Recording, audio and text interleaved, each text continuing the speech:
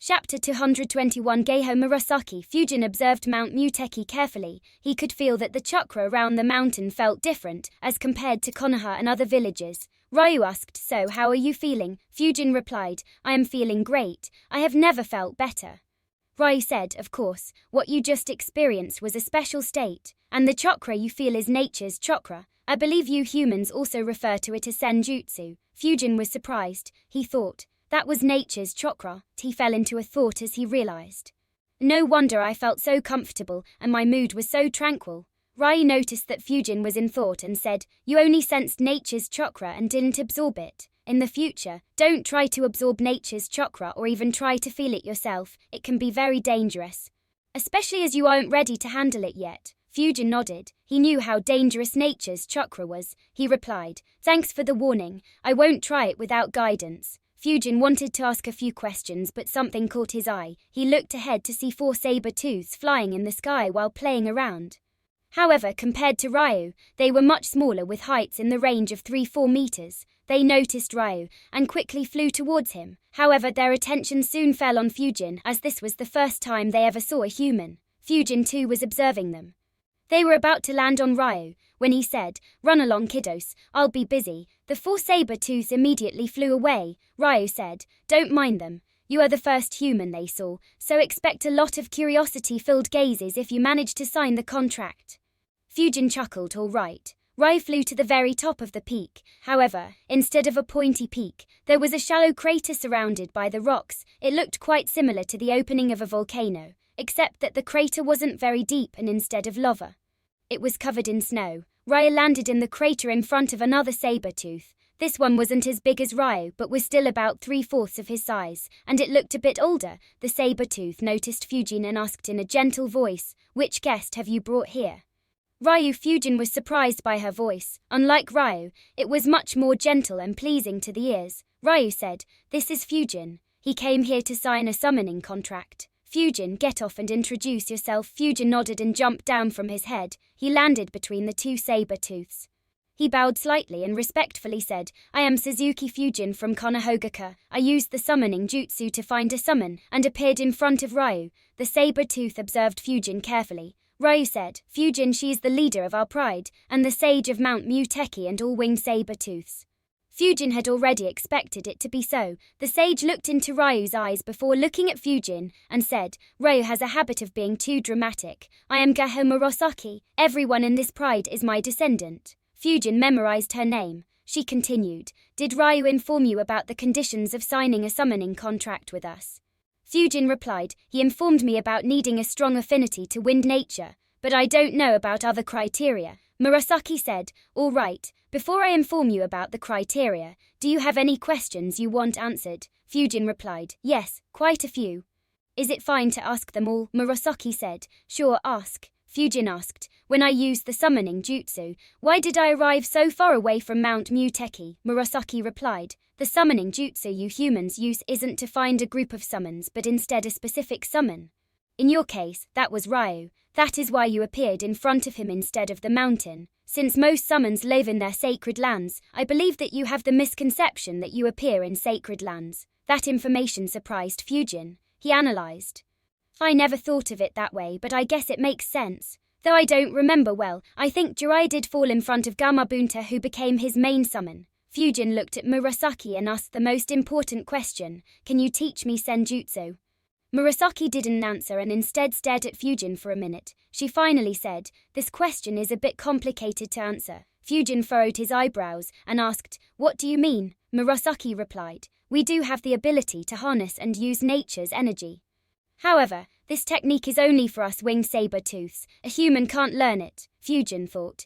Even Toad Sage Mode was a technique for toads, but humans could still learn it. Why can't their method be learnt? Murasaki broke Fujin's thoughts by saying, "This is one of the criteria for accepting a summoner. We only accept summoners who we believe could learn senjutsu. Though you won't be able to use our technique, we will use it as a reference to help you learn senjutsu." Fujin was confused. He couldn't help but ask, "Why?" Murasaki replied, "You human body can't handle our methods." Fujin said, "No, not that. Why would you go through so much effort to make a summoner learn senjutsu? Murasaki stayed silent for a few seconds before saying, I can't tell you the reason, but it has become a tradition here.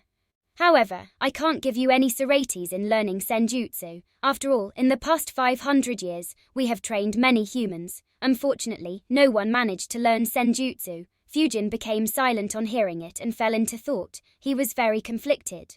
He sighed in his mind. What a mess. Looks like learning senjutsu from here will be very difficult. Murasaki and Ryu noticed Fujin thinking and didn't disturb him. Fujin analyzed and reached the conclusion, I guess this isn't bad though, other than the toads teaching Jiraiya. Minato and Naruto senjutsu. I'm not sure if any other summons teach senjutsu, though Kabuto did get it. I don't recall exactly how he convinced the snakes to teach him, and Hashirama's sage mode didn't have any explanation. So if these guys are serious about training me to learn senjutsu, that will probably be my best chance. Of course, their help is definitely not unconditional or selfless. I am sure they have their own goals for wanting to train their summoners to use senjutsu. Besides, using summoning jutsu blindly is too risky. I'd have to sign a contract even if they didn't know senjutsu. Fujin said, all right, I will be in your care. However, I have one more question. Am I allowed to sign more summoning contracts? This time Fujin heard Ryu's jagged voice from behind, and he sounded offended. Kid, why do you want to sign other contracts when you have us? Fujin looked back and calmly said, when I learnt about the summoning jutsu, I planned to sign at least 3 summoning contracts. One for fighting on land, one for fighting in the air, and one for scouting and spying. But since you have the ability to fly, I don't need to find another summon to fly. Of course it was just some plans I made when I was a kid. If you have conditions of not signing other contracts, then I won't. Ryu calmed down on hearing Fujin's answer. He replied with a deadpan tone. You're still just a kid. His reply made Fujin feel awkward. Murasaki answered, I don't care if you sign other summoning contracts, but you can't sign a contract with a group that can use nature chakra. Even if you tried to sign one, they won't agree if you have already signed a summoning contract with us. Also, though your plan seems good, don't try it until your strength grows considerably. With your current strength, there are many summons that can kill you with ease, so it will be pointless and risky. Fujin nodded. He didn't need to be told again how risky it was as his memories were still very fresh.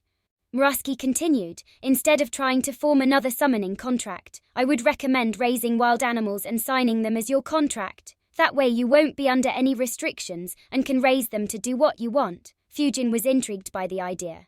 He thought, I never thought of this option. But to be honest, raising animals will be a lot of work, especially when I am out on missions. However, I do have a lot of space around my home and I have a lot of money that I don't have any use for. I need to see if I can employ someone to do the work for me.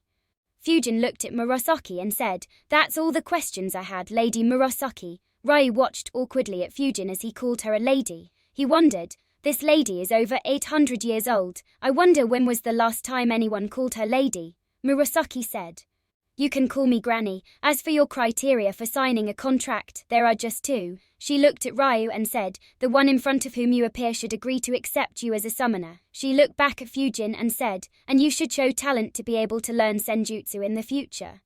Fujin thought, as I thought, they gain something from teaching me senjutsu. Ryu said, I agree, and Fujin has passed the second criterion as well. Fujin looked at Ryu in surprise. Ryu said, the flight to this place was a test to see how in tune you can become with nature. My goal was to calm you down and make you experience peace and tranquility by showing you that scenery. As you managed to sense nature chakra, you have passed the criteria. Fujin was left speechless. He thought, first I needed a good wind affinity, and then I needed to feel nature's chakra, which I coincidentally managed to do. I guess good luck does follow bad luck. Fujin replied with a smile, that's great. When do we sign the contract? Chapter 220 to potential limit. Fujin signed the contract right away with his blood. Ryu carried him away from the peak and flew down the mountain. As they were flying, Fujin asked, Ryu, are there others like you guys who can use senjutsu but can't pass it on to humans? Ryu replied, of course, there are numerous. The number of species that can use senjutsu is at least a couple of dozen, and there are numerous wild beasts who manage to learn it on their own. Some of them are very wild and dangerous. Even I wouldn't want to face them in a single combat. Fujin was surprised to learn that. After all, he didn't see any such creature make a move during the 4th Great Ninja War. But soon he realized, now that I think about it, None of the summons made any major moves during that war. The Toads had a larger participation in the fight against Pain rather than against Obito and Madara. Weird considering that they were in danger during the latter rather than the former. Ryu continued. As far as I am aware, only the places you humans consider as the 3 sacred places have techniques to pass down their methods of harnessing nature energy to humans. Others don't have them, or are not interested in passing them down. A giant cave appeared before them. Ryu stepped into the cave and roared loudly. Surprisingly, his roar had no effect on Fujin. Fujin was impressed. What control over his voice? Fujin got off Ryu's head. Ryu looked at him and said seriously, "Though we don't have any specified rules, there are a few things you have to follow." Fujin nodded. Ryu said, "First, none of the winged saber-tooths you summon should die. While we will give our all to help you, we will undo the summoning and return if we face extreme danger and think death is inevitable. This is especially true for the young ones who still need to grow. After escaping, we will use reverse summoning jutsu to save you, unless you specifically ask us not to." Fujin nodded and said, "That is reasonable. I have no issues with that." Fujin's main priority was always his own safety, so it was perfectly understandable for him when others have similar priorities. Ryu said, "Another thing, though you can summon me, don't try it until your chakra reserves get much larger. You will need to have at least 5 times the chakra you currently have to summon me safely. In the meantime, Ryu gazed outside the cave. Fujin followed his gaze and saw 3 winged saber-tooths flying towards them. They entered the cave as Ryu completed his sentence. "In the meantime, you can summon my sons." Ryu looked at them and said, "This is Fujin. He has become the new summoner of our pride. Introduce yourself." The 3 winged saber-tooths stared at Fujin, though they were smaller than Ryu. They were much bigger than Fujin. The smallest one was almost twice as tall as Fujin, while the largest one was half the size of Ryu. The biggest one said, "I am Kurogun. You can summon me when you are in an intense fight." He observed Fujin and said, "Though I would recommend at least doubling your chakra before trying to summon me." The second one said, "I am Kaito. I like going on adventures and flying for a long time. You can summon me when you want to travel long distances." The smallest one said, "I am Goro. Feel free to summon me whenever you want to." Fujin nodded and slightly bowed and said, "I will be in your care," Goro said with a smirk. "Don't worry, I like to protect the ones weaker than me." He immediately ran away after saying that as his 2 brothers stared at him in annoyance. Ryu sighed as Kurogun explained, "He is quite mischievous. You will have to get used to him." Fujin said, "It's fine." Kurogun and Kato also left. Ryu said, "Everyone here is an expert in using wind attacks. The nature energy we use amplifies it even further. You can later try to create combination attacks with them, if you aren't compatible with them. You can even summon others from the pride." Fujin nodded and said, "All right." Ryu stared at Fujin and said, "Now, time to discuss the important matter." Fujin looked into Ryu's eyes. He could feel that Ryu was trying to look into every secret he had. Ryu said, "I was initially not sure about accepting you and wanted to leave the decision to Granny. I changed my mind after sensing how in tune with nature you became. The reason I was doubtful is that your potential isn't very high." Fujin furrowed his eyebrows and asked, "What do you mean?" Ryu said, "From what I can see, your body and chakra should be stronger than most humans that are your age. However, you have only managed to do so with extreme hard work. Isn't that right?" Fujin was uncomfortable at how easily Ryu gained information regarding his chakra and abilities. Fujin nodded. "That is true." Ryu said, "Every being has a limit to which they can grow. For some, it is higher, while for others it is much lower. What you have done through intense training is bring forth all your potential in order to gain power quickly. Due to this, you will soon reach your limit and your chakra reserves will stop increasing. In fact, the speed of the growth of your chakra reserves should have already slowed." Fujin frowned. He thought, "I have monitored my chakra ever since I became a sensor. My chakra grew by 2-3 times every year during the last 2 years in the academy. And it exploded under Renjuro's training due to Senju Taijutsu style training, and grew by about 4-5 times in a year. Though I noticed that my chakra growth has slowed and it will grow by less than 2 times this year, I speculated that it was just due to no longer having any gains from training Senju Taijutsu style. If his words are right, doesn't it mean that my growth will drastically slow down?" Ryu guessed Fujin's thoughts and said, "You don't need to worry about this. After all, you can't control your potential and limits." Fujin argued, "But can't we exceed our limits and grow beyond them?" In the 4th Great Ninja War, the strongest ninja was probably the one with the least potential. So though Fujin didn't like what Ryu said, he wasn't discouraged as Guy's example was in front of him. Ryu was impressed by Fujin's reply. He thought, many will be demotivated on learning that their progress will be halted and might deny that their potential is limited. But he directly thought about breaking through the limits. Ryu replied, it's true, it can be surpassed. However, you will just reach your new limits and stop there unless you can keep breaking your limits. Just breaking limits is rare, but to break it consecutively is almost impossible. Of course, there are still beings who have managed to do it and become immensely powerful, but they are very rare. Anyways, we are getting off topic. We can discuss this later when you reach it. What I wanted to say is that your chakra growth will slow down in a couple of years. And when the growth becomes too slow, you will come here and receive my training. Fujin thought, I see, he wasn't trying to demotivate me. Fujin asked in a confused tone, why do we have to wait till then? Ryu answered, because your current chakra isn't strong enough. The techniques I plan on teaching you are very chakra intensive and will put an intense strain on your physique, so you will need at least 3 to 4 times your current chakra and a much stronger physique before I can safely teach you. That is why I will not be training you right now.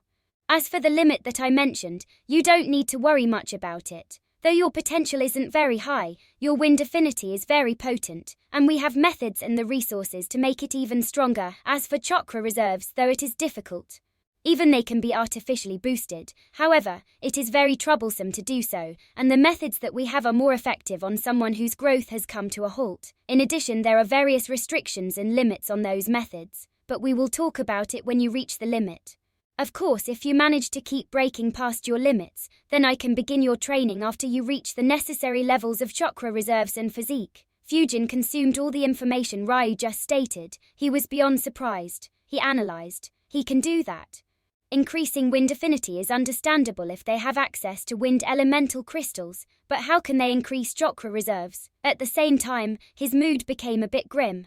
Since they are willing to invest so many resources into me, what exactly do they gain from training me in senjutsu?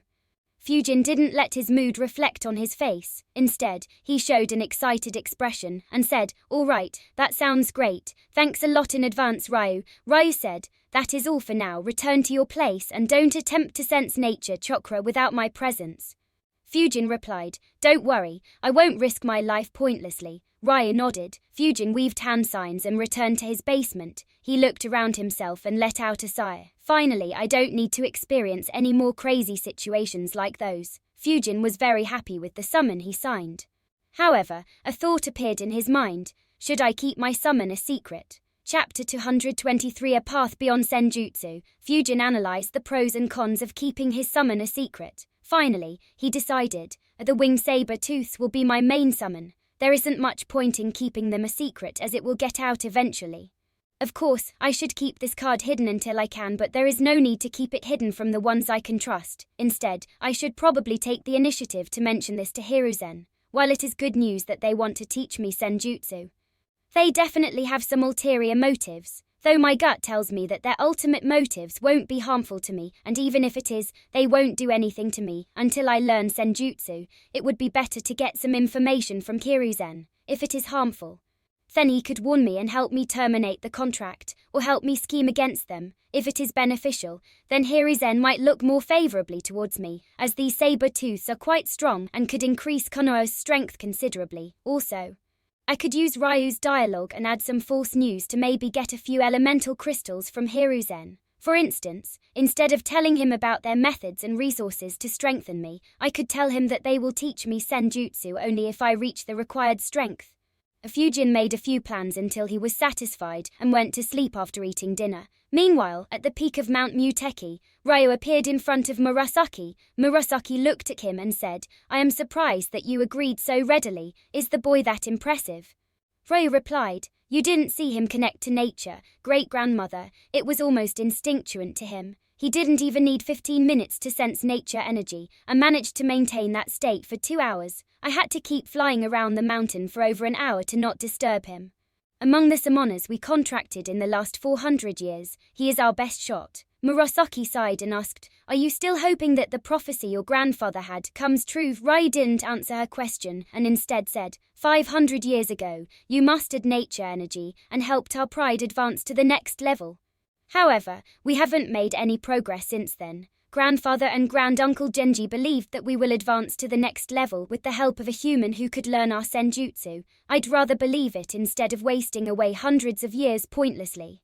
Murasaki looked at Ryu, however he didn't budge. She sighed and said, "Do whatever you want." Ryu nodded and left. Murasaki saw him leaving the mountain as her memory surfaced. 4 children, 7 grandchildren and 19 great-grandchildren of mine have died as a result of that prophecy. Some sacrificed themselves to protect the human they chose, while some were killed by the betrayal of the very human they raised, and one ingrate even invaded our sacred lands. I hope you don't join them, Ryu. She closed her eyes and went back to meditating.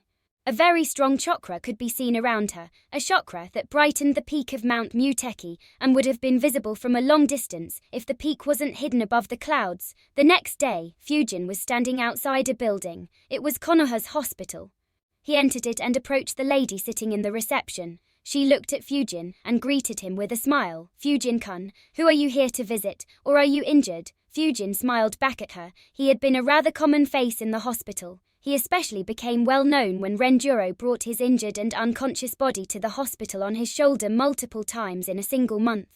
He replied, "I am fine, and haven't come to visit anyone, Akemi-san. I have come here to register for medical ninja training." Akemi was surprised. She asked, "You want to become a medical ninja?" Fujin replied, "No, I just want to learn the basic healing jutsu so that I can help my teammates if we don't have a medical ninja with us." Akemi replied, "Oh, all right, wait a minute." Akemi wasn't surprised by Fujin's request. Quite a few ninjas would show up for learning the mystical pomjutsu without bothering to learn the remaining knowledge needed to become a medical ninja. Konoha had a system in place for ninjas like these.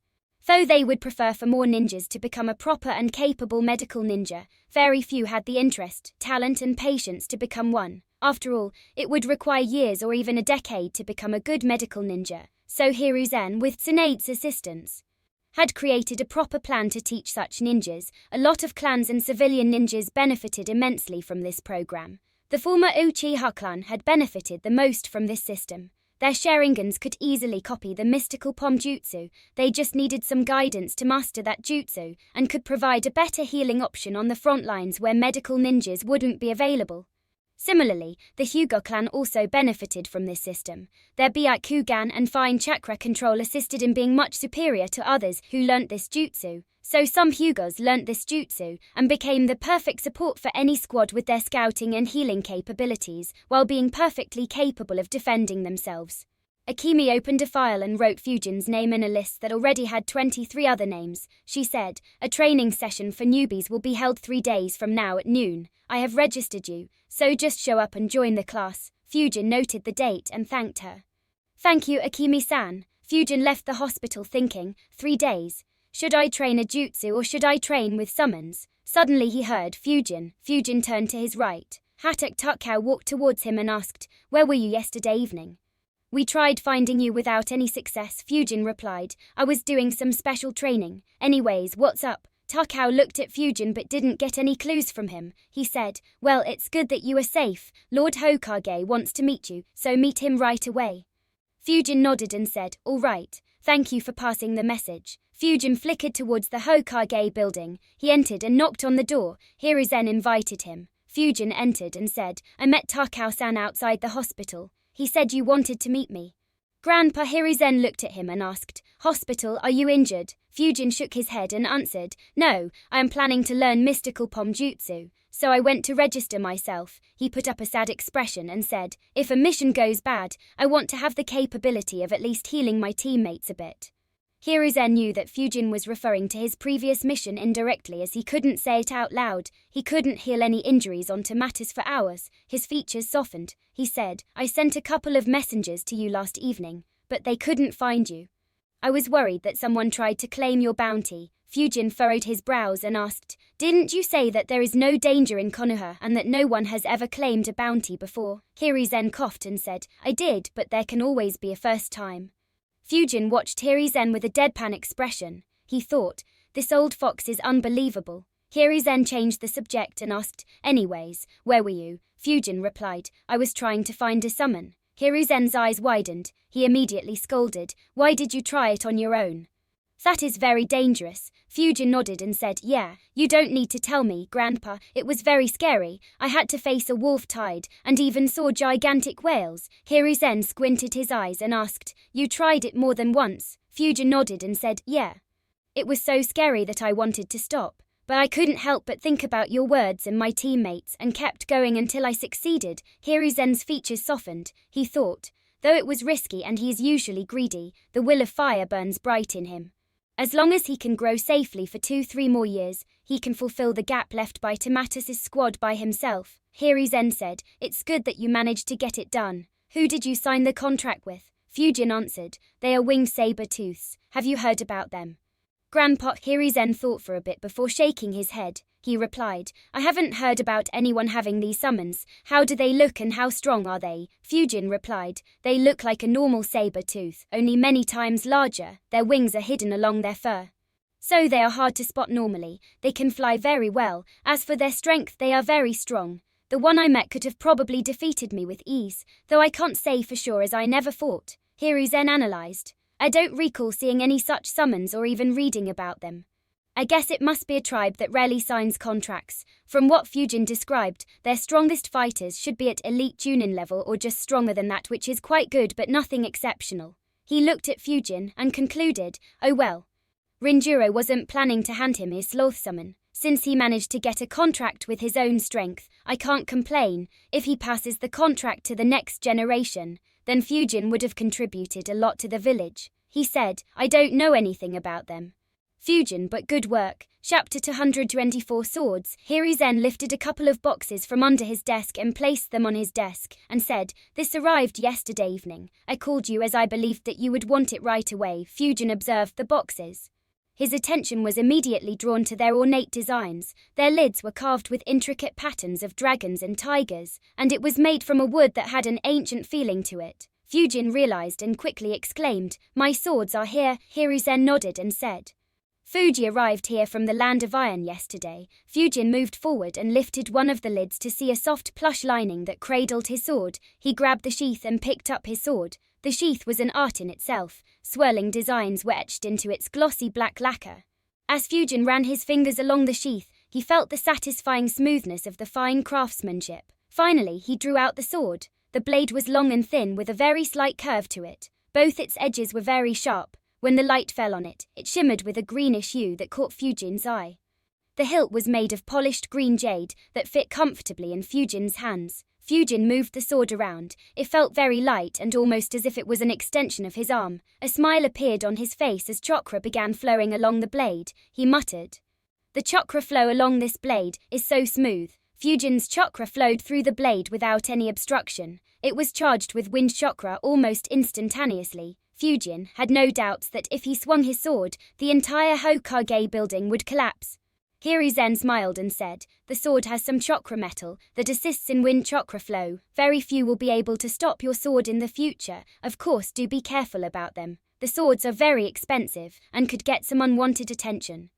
Fujin replied, if they are greedy, they might try to get my head first. But I will keep it in mind. Grandpa. Fujin immediately began checking his other sword, leaving Hiruzen a bit awkward as he recalled that Fujin's head was worth more than those swords.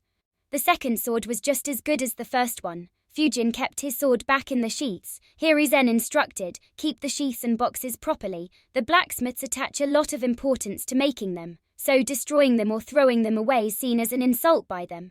Also, the sheath is made of special materials which help preserve the chakra metal properties in the sword. So when you don't use them, keep them in their sheaths. Fujin replied, I didn't know about that, but seeing how well the sheath and the box are made, I guess it makes sense. I'll store them properly. Hiruzen smiled and said, that is all. There is still some time before I invite you to Ambu. Use it to master mystical palm and create a bond and develop teamwork with your summons. Fujin nodded and left the room. He thought, I guess Ryu wasn't kidding when he said that the younger ones hadn't ever seen a human. It should have been a long time since they had a summoner. Kinda sucks. I was hoping that Hiruzen knew how impressive they were and used that fact to get some wind crystals. Anyways, since he doesn't know, I doubt he could warn me about their plans. On the plus side, I will be able to keep my sage training a secret. If I do master it, my strength will grow phenomenally, and since there is no way to sense it unless I use it, It will become my strongest ace in the hole. A smile formed on his face as he wondered who would fall prey to this hidden card. Of course, that would be a long time away and would need a lot of hard work and perhaps some luck to achieve. Fujin returned home. 2 symbols glowed on his braces and his old swords appeared. Fujin calculated. Hiruzen asked me to keep the new swords in their sheaths. I will have to modify the storage seal so that my new swords fit. That isn't an issue. The problem is that I have to store them with their sheaths. So when I summon the sword, I will get the sword with the sheath instead of just the sword. And while that may look cool, it will be very inefficient. So what to do? Fujin analyzed a lot and began recalling all the seals he had learnt. After a few minutes, he prepared a plan that would allow him to store the swords in the sheaths but summon just the swords. However, before he could work on it, he had an idea. Fujin thought, wait a minute. Though Ambu ninjas wear a mask to hide their identity, I doubt that it would be 100% effective. After all, every ninja has unique features. Someone like Kakashi is very easy to identify despite his Ambu mask, so it's safe to assume that every village will try to keep information about the Ambu ninjas of enemy villages. If that is the case, then I should give them something to identify me with myself, instead of them figuring out something I can't change and don't know. A mischievous smile appeared on Fujin's face as he thought of a plan to mess with the minds of the ones that might want to target him in the future. He stored the new swords in a scroll and kept the old swords back in his braces. He left his house and went to the training ground. He bit his thumb and weaved a few hand signs and slammed his right palm on the ground. A summoning jutsu, smoke appeared in front of Fujin. In the smoke, the silhouette of a 3-meter-tall saber-tooth was visible. Meanwhile, Fujin's breath became heavy. He was alarmed. Damn, a single summoning jutsu exhausted more than 40% of my chakra. The smoke dispersed, showing Goro. He looked at Fujin and exclaimed in joy, I knew it. I dared my brothers to make a bet with me that you would summon me first. They didn't even dare to accept my bet. Ha ha ha ha. Fujin watched with a deadpan expression. He sighed in his mind. Looks like this jutsu is a waste until I can summon his brothers. Goro asked, so why did you summon me? Tell me whose ass you want to be bitten. You can rely on me 100%, Fujin replied. Sure I can, but I am not facing any enemy. I just want to see how a great winged saber-tooth like you fights, and I want to build good teamwork between us, Goro answered with a bit less excitement in his voice. Oh, that sounds boring, but since you can see how great I am, I will show you, Fujin said. I'm not sure how much we can fly here. Can you summon me to your mountain? We can experiment there. Goro nodded. All right, I will see you in a minute. He disappeared. Fujin sighed. Did he fall on his head as a child, or did Raya spoil him rotten for him to develop such a personality? I hope he fights well, otherwise it'd be completely hopeless. Fujin suddenly disappeared from the training ground and appeared at Mount Muteki in front of Goro. Fujin's sudden appearance was noticed by a few winged saber-tooths, but they ignored him. Goro asked, so, what do you want to see first? Fujin looked around him. He was in a small cave with just Goro. He said, I want to see how winged saber-tooth fights. Then I can see how we can work together, Goro said. All right, climb on my back. Fujin climbed on his back. Goro said, hold tight. He spread his wings and jumped out of the cave. He flapped his wings a few times and began flying at a very fast speed. Chakra gathered in Fujin's eyes to keep them safe from the strong winds. Goro said with pride, the first thing you should know about us is that we fly very fast. Even most of the birds can't keep up with us. That is especially true for Kaito. He loves flying. He can fly as fast as lightning and can keep that speed up for days. Fujin was surprised. He analyzed. Speed of lightning is unrealistic. But if I assume that he flies twice as fast as Goro and can maintain that speed for hours, then he would be a very good aid in escaping. Chapter 225 The Abilities of a Winged Saber-Tooth. Goro moved towards a boulder on the huge mountain. He said, this should be a no-brainer, but we also have very high strength. He raised his paw and brought it down on the boulder with a lot of force. His paw split the boulder into two and turned a lot of it into dust. Fujin wasn't surprised. He expected such physical prowess from them. Goro said, see how I turned it into dust with a wave of my paw. That's how strong I am. Fujin replied, yeah, that is very strong. I wouldn't want to be on the receiving end of it. Goro laughed. Of course you wouldn't. I could bite that stone too, but I don't want dust and soil in my mouth. Fujin said, it's fine. I can guess what a bite from you can do. Show me your other skills. Goro said, cool. He flapped his wings and moved away from the mountain and said, watch, this is the skill that makes us the apex predators. Goro's body suddenly became still. Chakra gathered on his wings. Fujin sensed it and was surprised. Nature chakra, even the younger ones can use senjutsu. Goro flapped his wings again. This time, he didn't move. Instead, very strong winds flew downwards. Fujin was surprised. He analyzed. That attack is stronger than my supercharged infinite breakthrough, and at least a few times stronger. Goro chuckled. Are you shocked? You're shocked, right? If I use this attack on animals on land, all of them will die. Even if they survive, they will be injured. And even if they are strong enough to resist, I can just fly away. Ha ha ha. If anyone else heard Goro's words, they might feel contempt for his attitude. However, Fujin wasn't one of them. He agreed with Goro's strategy wholeheartedly. In Fujin's books, other than winning a war without fighting, the best way to fight was to maintain distance and keep attacking the enemy without allowing the enemy to attack back. And if the enemy is stronger, he can always run away and turn the fight into a game of tag. It was why Fujin learnt so many jutsus that allowed him to hide and escape. Fujin thought, looks like I was hasty. He's good, Goro said. In addition, we can also do this. He began gathering chakra in his throat. He looked up and fired a beam made of wind. The beam hit the cloud and created a huge hole in it. Fujin observed the wind beam carefully. His eyes widened as he noticed how the beam worked. He couldn't help but mutter, incredible. Goro was surprised. He looked back at Fujin and asked, did you understand what happened? Fujin looked at Goro. He realized that Goro's breath had gotten heavier. He thought, it seems like the attack uses a lot of chakra. Fujin nodded, yeah, though it seemed like a normal beam of wind, it is instead made of incredibly sharp winds.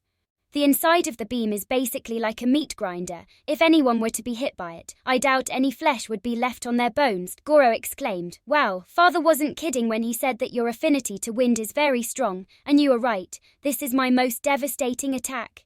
It is also the signature attack of our pride. We call it the wind breath or the breath of wind. The only way to survive it is if the opponent has a very tough body that can't be cut with my winds, but I haven't met any such opponents yet, ha ha ha. Even if someone has tough skin, they still have vulnerable parts like eyes, nose and ears. Fujin wondered, will I be able to withstand the attack with iron skin? I should test it later with my clones. Regardless, this attack is very dangerous. If I can learn it, I can use it like a cheap version of dust release. I can recall very few ninjas who could defend against this attack. Goro interrupted Fujin's thoughts and said, in addition, we also have some other moves, like... He gathered chakra into his throat again and launched a ball of wind into the clouds. The attack left a small hole in the clouds. Fujin noticed, it is very similar to my vacuum cannon except for the fact that there is no vacuum core. However, its destructive power won't be much weaker than my vacuum cannon due to the amount of chakra he put into it. Goro said, this is our air bullet. We use it against weaker opponents as it doesn't need much chakra. Fujin said, that is still quite powerful. What else do you have? Goro answered, well, this is most of our traditional moves. Our fights usually involve us attacking with these attacks from a distance or using our strong bodies to crush our enemies.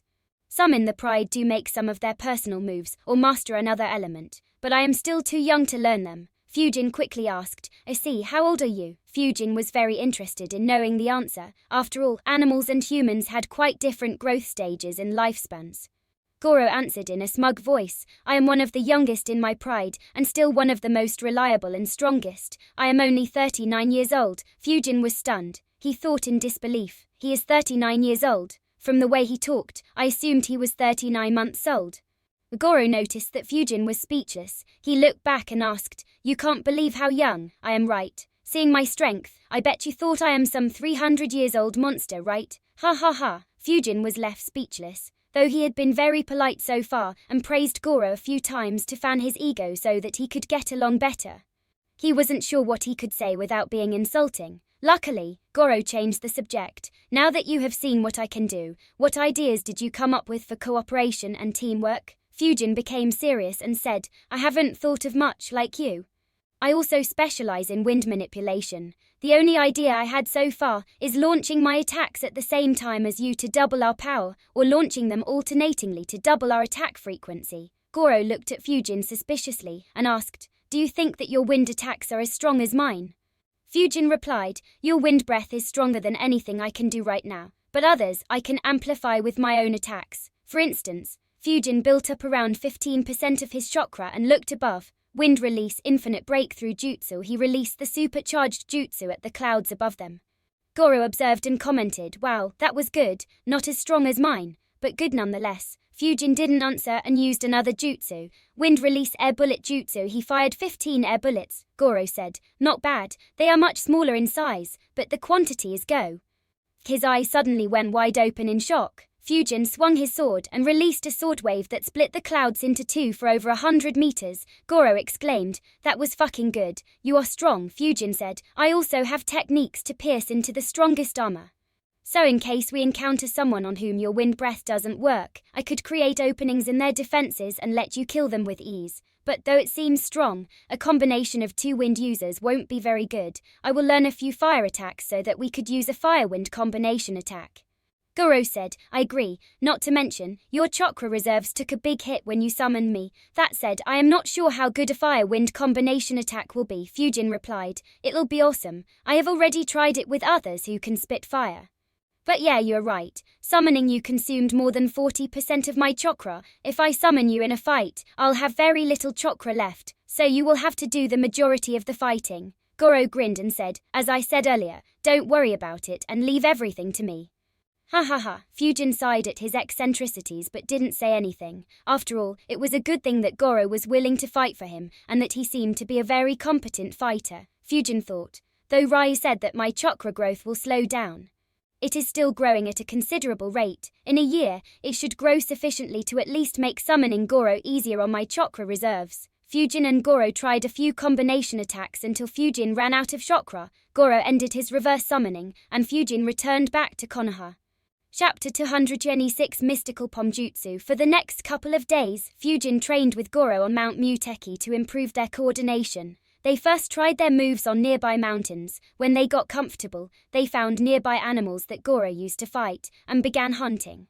Finally, the day for training mystical pomjutsu arrived. Fujin did his morning workout rituals and visited the hospital at noon. After asking, he entered the room where he would be taught. As soon as he did, 33 pairs of eyes landed on him. Fujin looked around.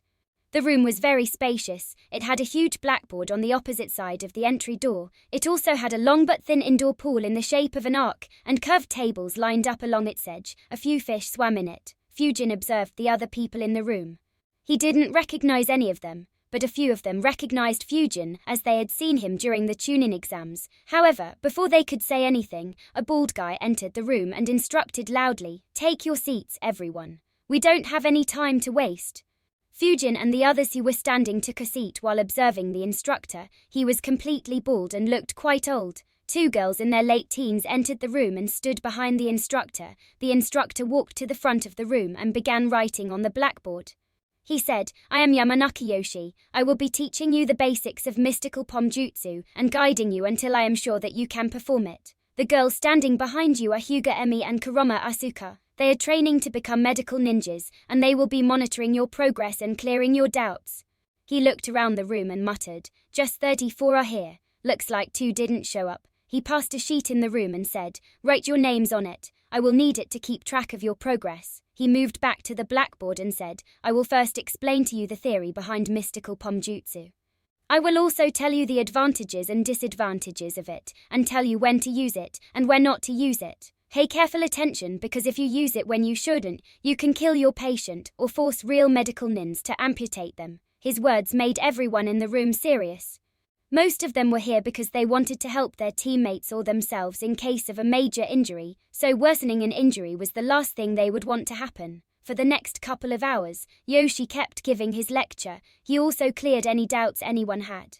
Fujin paid careful attention and took some notes down alongside others in the room. When he stopped, the room sighed in relief. None of the people here were as young as Fujin. It had been years since they had to sit in the academy and hear lectures. Yoshi said, "Now that I have explained everything to you and cleared your doubts, we will begin hands-on training. But before we begin, we will be splitting the room into 2. As I had said earlier, mystical pom requires very precise chakra control, so the ones who are confident in their chakra control walk towards the tables, the others keep sitting where you are." Fujin was very confident in his chakra control. He got up and moved towards the tables. So did 11 other people. The 2 assistants also moved next to Yoshi. Hyuga Emi was holding a rather thick scroll. She laid it on the table and opened it a bit until a seal could be seen in the scroll. Yoshi walked in front of it and made a hand sign. A fish popped up in the seal. He said, "This storage scroll has 100 storage seals with 100 injured fishes in it. We will be using them to test your jutsu." He extended his right hand towards the fish. Green chakra appeared on his hand and began pouring into the fish. For the next 30 seconds, the fish didn't make any movements and kept laying as if it was dead. However, it soon began making small movements. In a minute, it jumped off the scroll and landed in the pool. Yoshi said with a smile, "This is how you do it." No one in the room was surprised. After all, everyone had seen medical ninjas in action. Yoshi said, "Though this looks simple, it will take a long time for you to learn this. You first need to develop good chakra control, and you will need 4 to 6 months after that to be able to heal the fish as I did. You will require another 6 months of training to be able to use this jutsu safely on ninjas." His words surprised everyone in the room.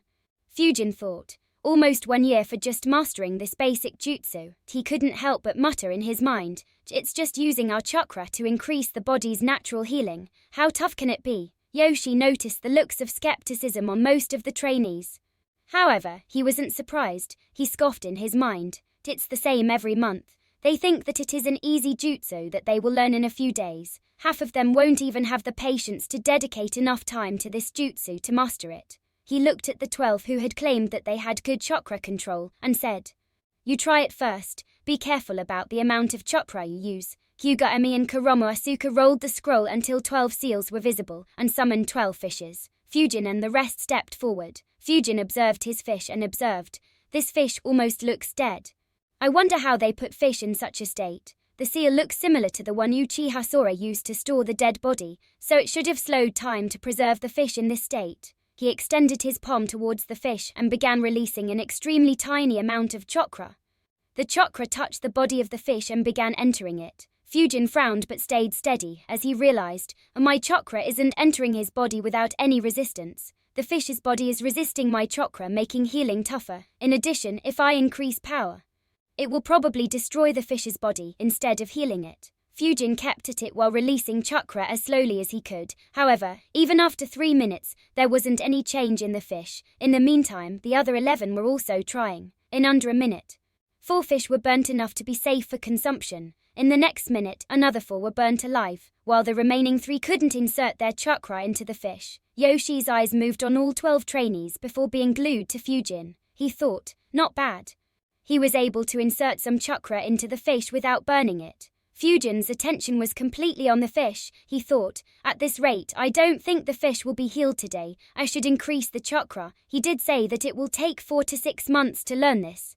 Burning 1 fish should be fine. Fujin slowly increased his chakra output for the next 30 seconds. As he did, he noticed that a fin moved. He immediately stopped increasing the chakra and maintained his current rate. However, in 10 seconds, he noticed that the skin had begun burning. He immediately lowered his chakra output. Yoshi's eyes widened in surprise. He thought, what chakra control? Even senior medical ninjas wouldn't be able to control their chakra this well every time. Despite lowering the chakra output, the fish's flesh was completely burnt. Fujin sighed and picked up the fish. He thought, I can't heal if it resists my chakra.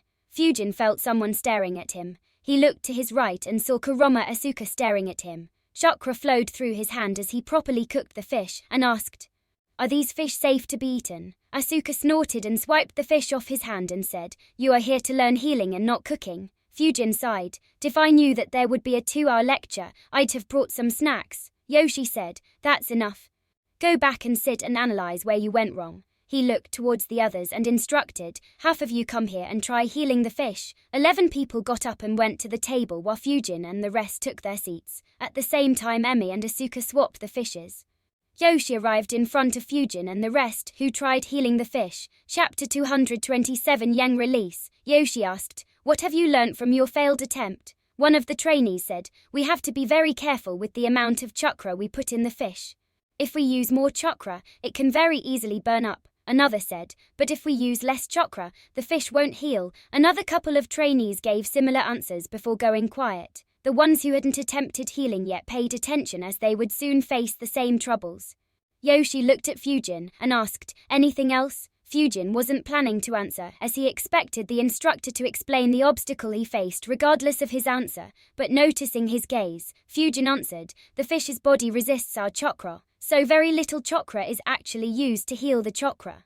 Yoshi nodded. "You're right. In truth, all 12 of you face this issue. Otherwise, even with little chakra, you would have been able to heal a little bit, and with excessive chakra, you would have first noticed rapid healing before the fish got burned." He looked at Fujin and asked, "Can you guess why the fish resisted your chakra?" Fujin answered, "I'm not sure. The only possible explanation I can come up with is that the fish's body instinctively resisted as my chakra was a foreign chakra. But if that is the case, healing would be abnormally difficult.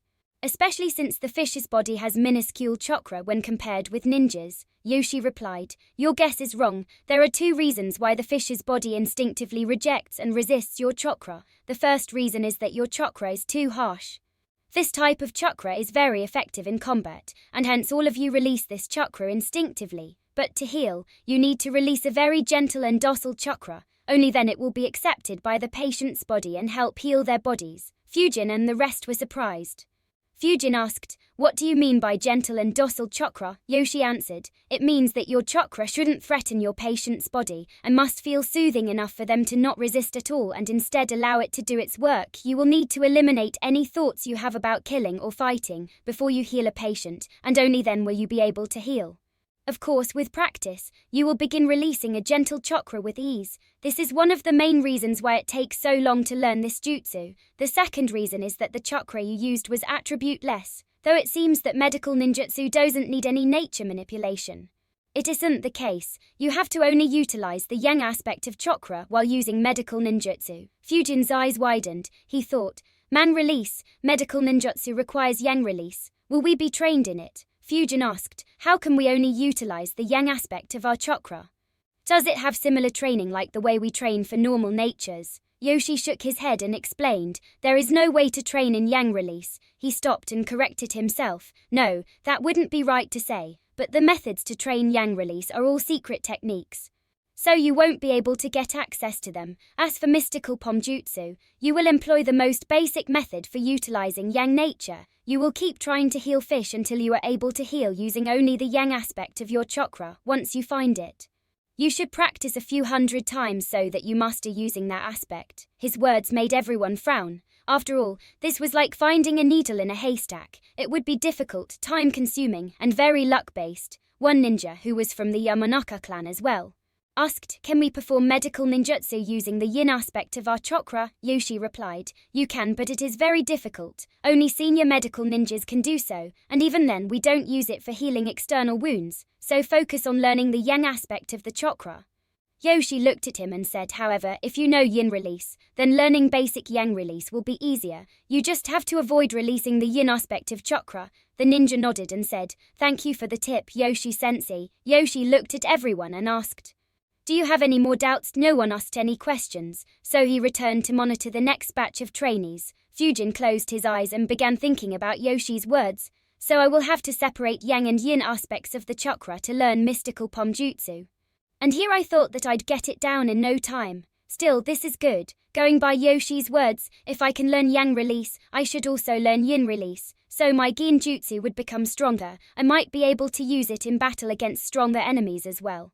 That said, I guess making my chakra gentle first would be the challenge, to eliminate all thoughts of fighting and killing. That's tough, or would have been tough if I hadn't just experienced it while traveling on Ryu's head. Maybe I should go back to him and see how I could experience it again. Though I guess that I should first take a look at what methods the village has. After all, I did feel that I was able to slightly heal the fish. It is probably why Yoshi asked me a question specifically. The remaining 22 people tried healing the fish and met with similar obstacles. Yoshi didn't see anyone noteworthy among them, so once everyone was done, he had a similar exchange with the remaining trainees. Once all doubts were resolved, he summarized, "As you have already tried healing, you would have realized the 3 major aspects of healing. The first is having a gentle chakra that doesn't make the patient feel any threat. The second is utilizing the yang aspect of your chakra, and the last is having very good chakra control." He looked at everyone and said, "That's it for today. We will meet again after 7 days at noon. In these 7 days, I want you to do only one thing, meditate for as long as you can, and while meditating, think of happy thoughts or pleasant memories. The next time you attempt healing, you will try to think of those memories before healing. Fujin watched him with a dumbfounded look. He thought, what the hell, that's how you make your chakra gentle. You couldn't come with any other bullshit. And this is the village that has the most advanced medical ninjutsu. No wonder Hiruzen shot down Tsunade's proposal of training a lot of medical ninjas. Imagine thousands of ninjas thinking happy thoughts while the rest fought. Like Fujin, many were speechless by what Yoshi asked them to do. However, if they knew what Yoshi's thoughts were, they would begin cursing him right away. Yoshi enjoyed the look of disbelief on the trainees. He thought, making your chakra gentle isn't difficult. As they keep practicing this jutsu, their chakra will automatically become gentle and docile unless they keep getting angry or frustrated. But since every one of them thinks that learning this jutsu is easy, I might as well have some fun with them. Just the thought of them meditating while having pleasant thoughts is hilarious. It'll be even more fun when they get annoyed as it won't work, ha ha ha. Yoshi dismissed everyone. When the room was empty, a smile appeared on Yoshi's face.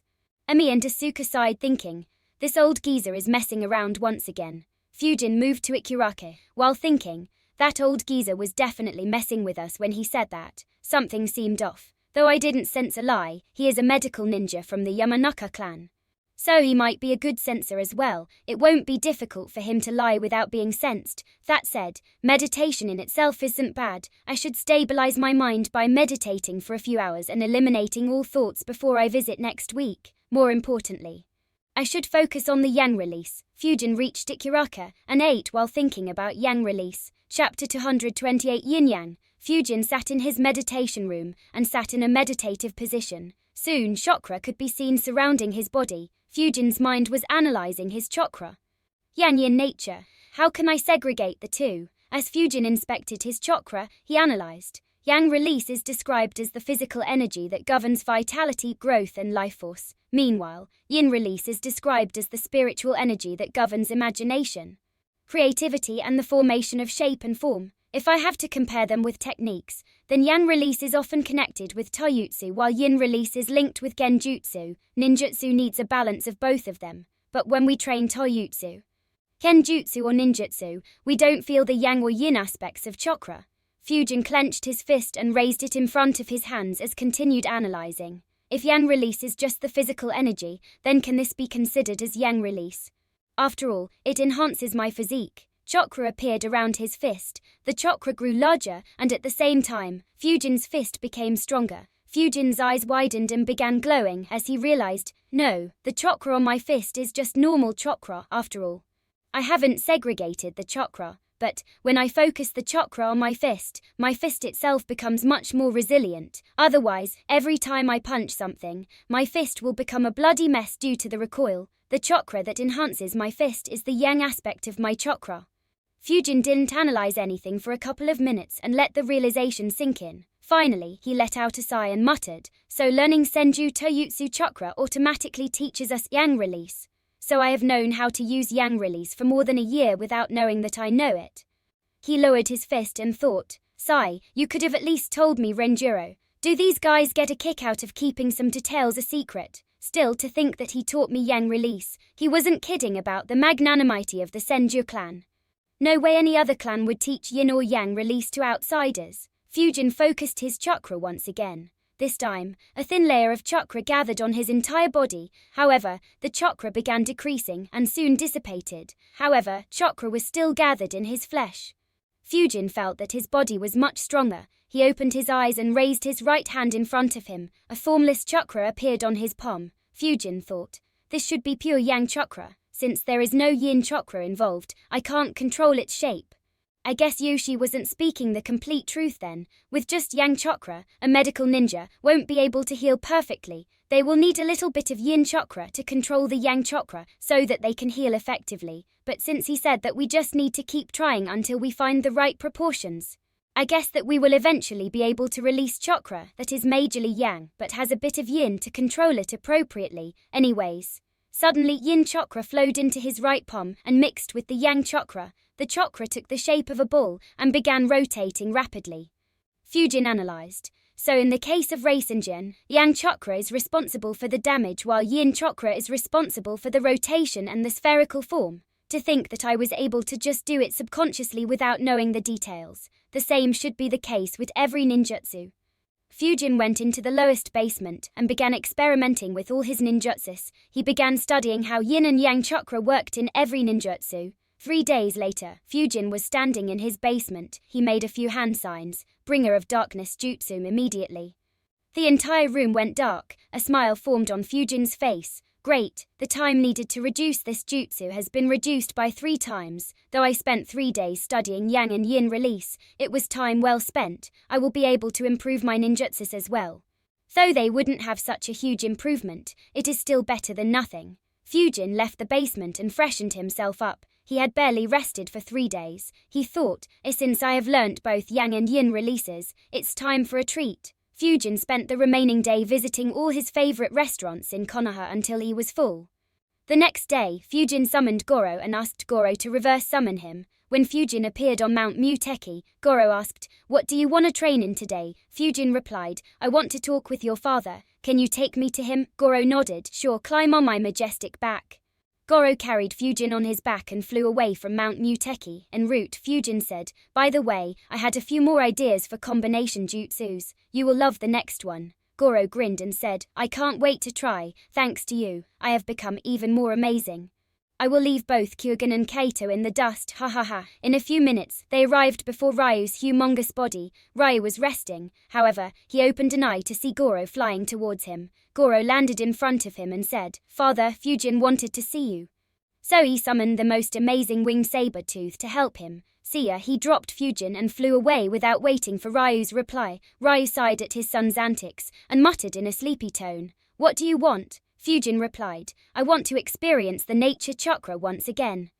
"Can you monitor me?" Ryu asked with one eye closed. "Why do you want to experience that again?" Fujin answered, "I'm trying to learn mystical pomjutsu. The instructor said that we need to have a very calm and pleasant mind in order to learn it, and I felt the most calm and pleasant when we flew to Mount Muteki last time." Ryu stared at Fujin and asked lazily, "Is mystical pomjutsu that healing jutsu?" Fujin nodded. Ryu said in the same tone, "So you want to tell me that you need to sense nature chakra in order to learn a basic healing jutsu?" Fujin felt awkward upon hearing his question. He said, "Well, it isn't a necessity, but it will be of great help." Ryu said, "If you keep sensing nature chakra again and again, you will inevitably begin absorbing it as well, and you aren't ready to absorb it. If you do, the only result will be your death. So stop using excuses to achieve that state once again. I know that it feels great and you would want to feel it again and again, but be patient for a few years." Ryu closed his eye and Fujin disappeared, leaving a cloud of smoke. Fujin appeared back in his basement. A look of surprise could be seen on his face as he muttered, "Did he end Goro's summon so casually?" He got up and sighed. That state felt so peaceful and heavenly. Perhaps it truly felt addictive. I guess Ryu was right in calling the reason an excuse. Oh well. I'll see how it goes in the next training session. For now, it's time to retrain my jutsus. Fujin went to the training ground. He began using the jutsus that he had already mastered and began using them while properly applying yang and yin chakras. He decided, "I will begin with the infinite breakthrough jutsu." He gathered chakra in his throat while segregating it into yang and yin. He used the yang chakra to provide power to the jutsu and used the yin chakra to decide the shape and range of the jutsu. Then he exhaled a normal infinite breakthrough jutsu. Fujin analyzed, "The speed of performing the jutsu is much slower, but it's understandable as I am not doing it the normal way. I will need to keep practicing to see how much the speed will improve. If it still takes longer, then it won't be worth it." Fujin kept practicing. As he did, his speed increased and a smile formed on his face as he could see the benefits of this new way. He ate a soldier pill so that he could train for longer. Soon the skies went dark. Fujin gathered chakra once again and instinctively split it into yang and yin. He exhaled another infinite breakthrough jutsu. The jutsu traveled in a straight line, like a beam with a 2-meter radius. It destroyed all trees in its path for over 100 meters. Fujin grinned. "Amazing, though my speed is still a bit slower, the benefits of performing jutsus this way are just amazing. By controlling yang chakra, I can easily decide how much power I want to put into the jutsu. If I want to supercharge it, I only have to increase the yang chakra and don't have to increase the yin chakra. So I can save yin chakra while super K-graph this jutsu. However, more than yang chakra, I am impressed by the abilities of yin chakra. I didn't expect such a result." With a grin on his face, he observed his surroundings. It was a complete mess. Some trees had hundreds of holes in their trunk while some had hundreds of cuts on them. A few trees were completely shredded. If anyone visited this place, they would be terrified by the destruction. Fujin was very happy. It was as if a whole new realm of possibilities had opened up for him. A terrifying new realm. Chapter 229 Happy Thoughts Work. For the next couple of days, Fujin kept practicing infinite breakthrough jutsu with yin-yang amplifications until he was satisfied. Soon, it was the day of visiting the hospital. Fujin trained his body in the morning and spent a couple of hours meditating to relax his mind and eliminate all needless thoughts and distractions. He left his house for the hospital, but suddenly he had a thought. Wait a minute, Yoshi said last time that we need to think about happy and pleasant thoughts. So we need to be happy, and I am happy after eating delicious food. I should stuff my stomach before going. Otherwise, if I keep thinking about eating the fish, I don't think I could heal it, haha. Having decided, he visited Ikuraka once again and enjoyed himself while blissfully ignoring the time for Yoshi's training session. At noon, Yoshi entered the same room and saw 28 people in the room. He looked around and his face fell, as he thought, 6 quit already, including that youngster. A shame, I had high hopes for him. But if he doesn't have the discipline of sticking for a week, then there is no way he can become a medical ninja. He began by giving a short lecture and started guiding the trainees to use the mystical palm jutsu. Half an hour later, Fujin knocked on the door and entered the room. Once again he attracted everyone's attention. Yoshi squinted his eyes. He didn't know how to feel. On one hand, he was happy that Fujin wanted to continue, while on the other hand, he was disappointed by his indiscipline. He walked towards Fujin and said, "You are late." Fujin nodded, but he had a smile on his face. Yoshi's eyes twitched. He commented in his mind, did that Hatat brat spread his influence on the youngsters? Yoshi put up a serious face and said strictly, "I won't allow any tardy ninja to learn medical ninjutsu. So you better give me a good reason for being late. Otherwise I won't be teaching you." His words were loud enough to be heard by everyone in the room. They all had their attention on Fujin. For half an hour they had been trying unsuccessfully, so seeing another person get yelled at felt refreshing. They were hoping to get some entertainment. Fujin maintained his smile and said, "Of course I have a reason, sensei. I had left home on time and should have been here before noon. But then I recalled your words." Yoshi was confused. He asked, "My words?" Fujin nodded and asked, "Didn't you say that we should have happy and pleasant thoughts in order to be able to heal? If the fish's body perceives any threat, then it won't allow our chakra to assist it, right?" Yoshi nodded but was still confused. He thought, "I did say that bullshit, but how is it related to him being late?" Fujin said, "I recalled your words and realized that in the last week when I was healing the fish, I was very hungry and was wondering how the fish would taste. It is probably why the fish's body put up a resistance. In addition, I am at my happiest after eating a delicious meal. So I took your advice and decided to eat up first before showing up here. Otherwise, I would only fail like last time." Yoshi and everyone in the room were stunned. They were left speechless by Fujin's excuse. Yoshi thought, what the fuck, how did he reach that conclusion? He wanted to yell, but before he could say anything, Fujin bowed and said, "That's why I am late, sensei. But I still apologize for the delay. It won't happen again." Yoshi was left speechless once again. Fujin didn't even give him any chance to scold him. In the end, he could only say, "Don't be late again or I won't accept you in the class." His words left everyone else dumbfounded, especially Emi and Asuka. Memories of Yoshi yelling at them surfaced in their heads. They both thought, how did he avoid getting yelled at?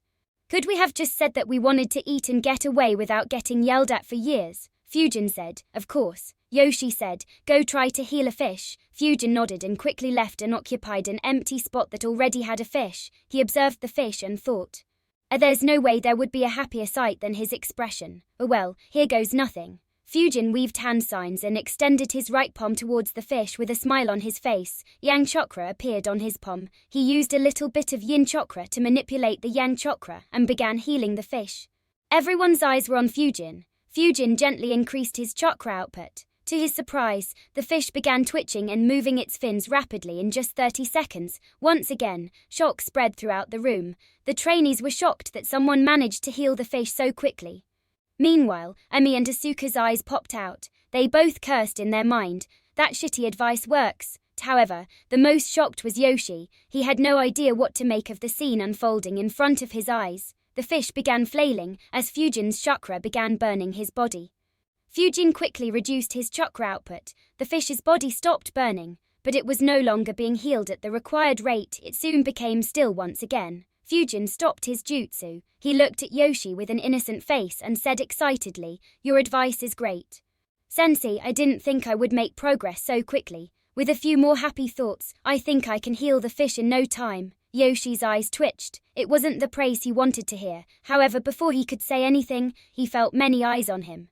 He looked away from Fujin to see that all 28 trainees were staring at him. Awe and respect could be seen in their eyes. Yoshi gulped as he noticed the reverence in their eyes for him. One guy said, "I will think of happy thoughts too, Sensei." Another asked, "I too am the happiest when I eat delicious food. Can I be back in 30 minutes? A few more asked the same question. Another wondered out loud, "Should I propose to Emiko-chan? I will be the happiest if she says yes." However, the guy next to him said, "But if she says no? Then I am afraid that you will never learn this jutsu." The guy shivered and said, "You're right." Another guy overheard their conversation and chimed in, "We should try to get instant happiness." A lecherous smile appeared on his face. "You understand what I mean?" "Right." His statement made everyone feel awkward. They immediately moved 2 steps away from him. Another looked at Yoshi and asked with a serious face, "I am the happiest when I am drunk. But how can I control my chakra properly when I am drunk?" Similar statements began flowing through the room.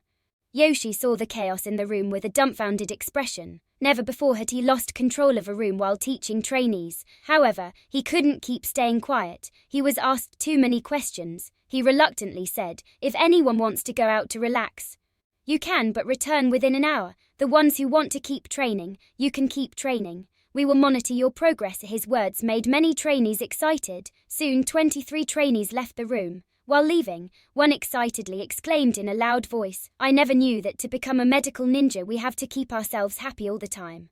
If I did, I would have become a medical ninja right after graduating. Not to mention, with the skills of a medical ninja, I wouldn't even have to be worried about my liver." Ha ha ha. Those words made Yoshi look at the ninja. He couldn't believe it and muttered in a low voice, "How did things reach this stage?" He couldn't help but look at Fujin, who still had that innocent smile on his face. Chapter 230. The greatest talent in medical ninjutsu. "Bring me more." In Shushiya, an old man yelled for yet another drink. The waiter sighed.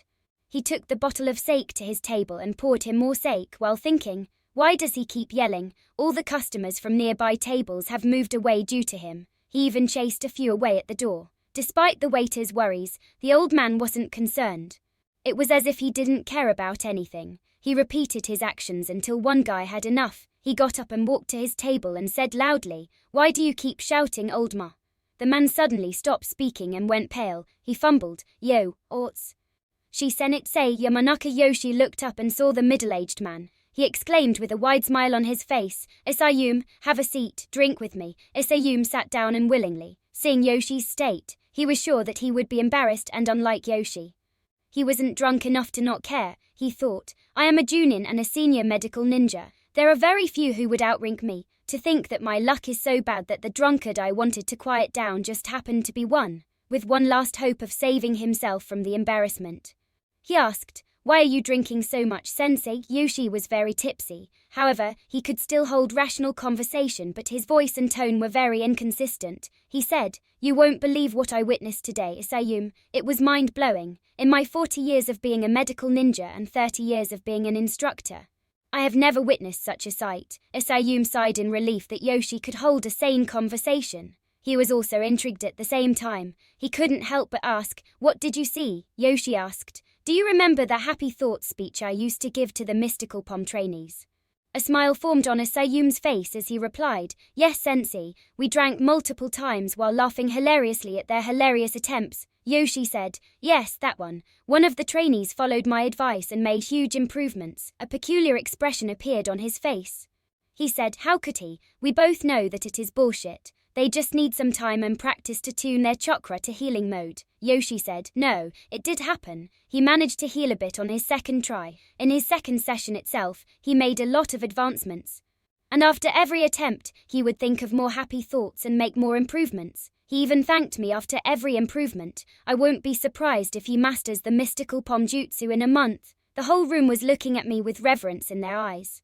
Now Isayume was dumbfounded. His mind went into overdrive to make sense of the situation. Soon he reached a conclusion. He asked, "Are you sure that he hasn't already learned the jutsu, or perhaps someone else is tutoring him?" Unlike Yoshi, Isayume wasn't overwhelmed by the situation, so he could think with a stable mind. However, Yoshi shook his head and said, "No way, he definitely never used this jutsu before. As for a tutor, that is probably a no as well." I could see how thankful he was in his eyes after every small improvement. It felt so genuine. "Bring me more." The waiter hurried to his table while Sayum became embarrassed at being seen alongside him. He got up and said, "Bring me along with you next time to see that trainee, Sensei. I will take my leave for now." However, Yoshi said, "What's the hurry? Sit down. I'll tell of all the fun and weird things that happened today." Isayume could only sit back reluctantly. Yoshi had taught his batch of medical ninjas, and hence held a lot of respect. He couldn't disobey him so brazenly, so he sat down and endured the embarrassment of being seen alongside him. At the same time, loud laughing noise could be heard from the Ikiruka stall. Though the person laughing couldn't be seen due to the curtains, he caused a lot of weird looks to fall on Ikiruka. Tsuchi sighed. He had lost count of how many times he had repeated himself. But he had to say it again. "Fujin-kun, you shouldn't laugh so much while eating." Fujin replied, "It's fine, it's fine. It was just so hilarious, ha ha ha." I am pouted and said angrily, "You keep laughing but don't even tell me what is so funny." Fujin kept laughing and said, "You won't understand." I am snorted and looked away and said, "Tell me, I'll see whether I can understand or not." Fujin replied, "It's ninja stuff. Anyways, I'm learning a new technique and the old instructor I have was trying some bullshit on us, so I just used his bullshit and made it look like it was true." His face was so hilarious, ha ha ha. I am looked at Fujin with a confused expression. She muttered to herself, "What part of that is so funny?" She looked at her father, but he too didn't understand and shook his head. The father-daughter duo left Fujin to his devices. Isayume helped Yoshi to his house before returning to his. However, en route, he couldn't help but think about Fujin. No matter how much he thought about it, he couldn't make sense of it. In the end, he sighed and muttered, "I need to check on him. No way that happiness bullshit works. Either he has taken training or has someone guiding him. Otherwise, he will be the greatest talent in medical ninjutsu in our village. No, in the entire ninja world and perhaps history too." After filling his stomach and laughing a lot, Fujin returned home. He took out a scroll as he recalled the earlier events. Earlier in the Konoha hospital, the trainees had trained hard for over 3 hours, but other than Fujin, no one else managed to make much progress no matter how happy they were. Finally, Emi and Asuka handed all 29 trainees a scroll. Yoshi said, "This scroll is similar to the big scroll that preserves the fish. We will be temporarily giving these scrolls to you. When your training is completed, you have to return them. If you fail to return or damage them, then you will have to pay 100,000 ryo as a fine." The huge fine made most of the trainees gulp. They held the scroll properly as if it was an expensive and precious jade. Meanwhile, Fujin thought, "This scroll has the same seals. I should try to study the seals, though I have Saurus seals that were used to store the dead body and eyes. I didn't want to risk experimenting with them as it would have been a huge loss if I damaged the scroll, but if I damage this scroll, then I only have to pay 100 ryo. It could be helpful if I can replicate the seals." Though 100 ryo was a lot for a normal genin or even weaker chunins, it wasn't much for Fujin, who had claimed multiple bounties. Yoshi continued, "Every scroll has 12 fish that you can use to try your mystical pomjutsu. This is a gift from us to you. In the future, you can ask for more fish at the reception, but you will have to pay for them.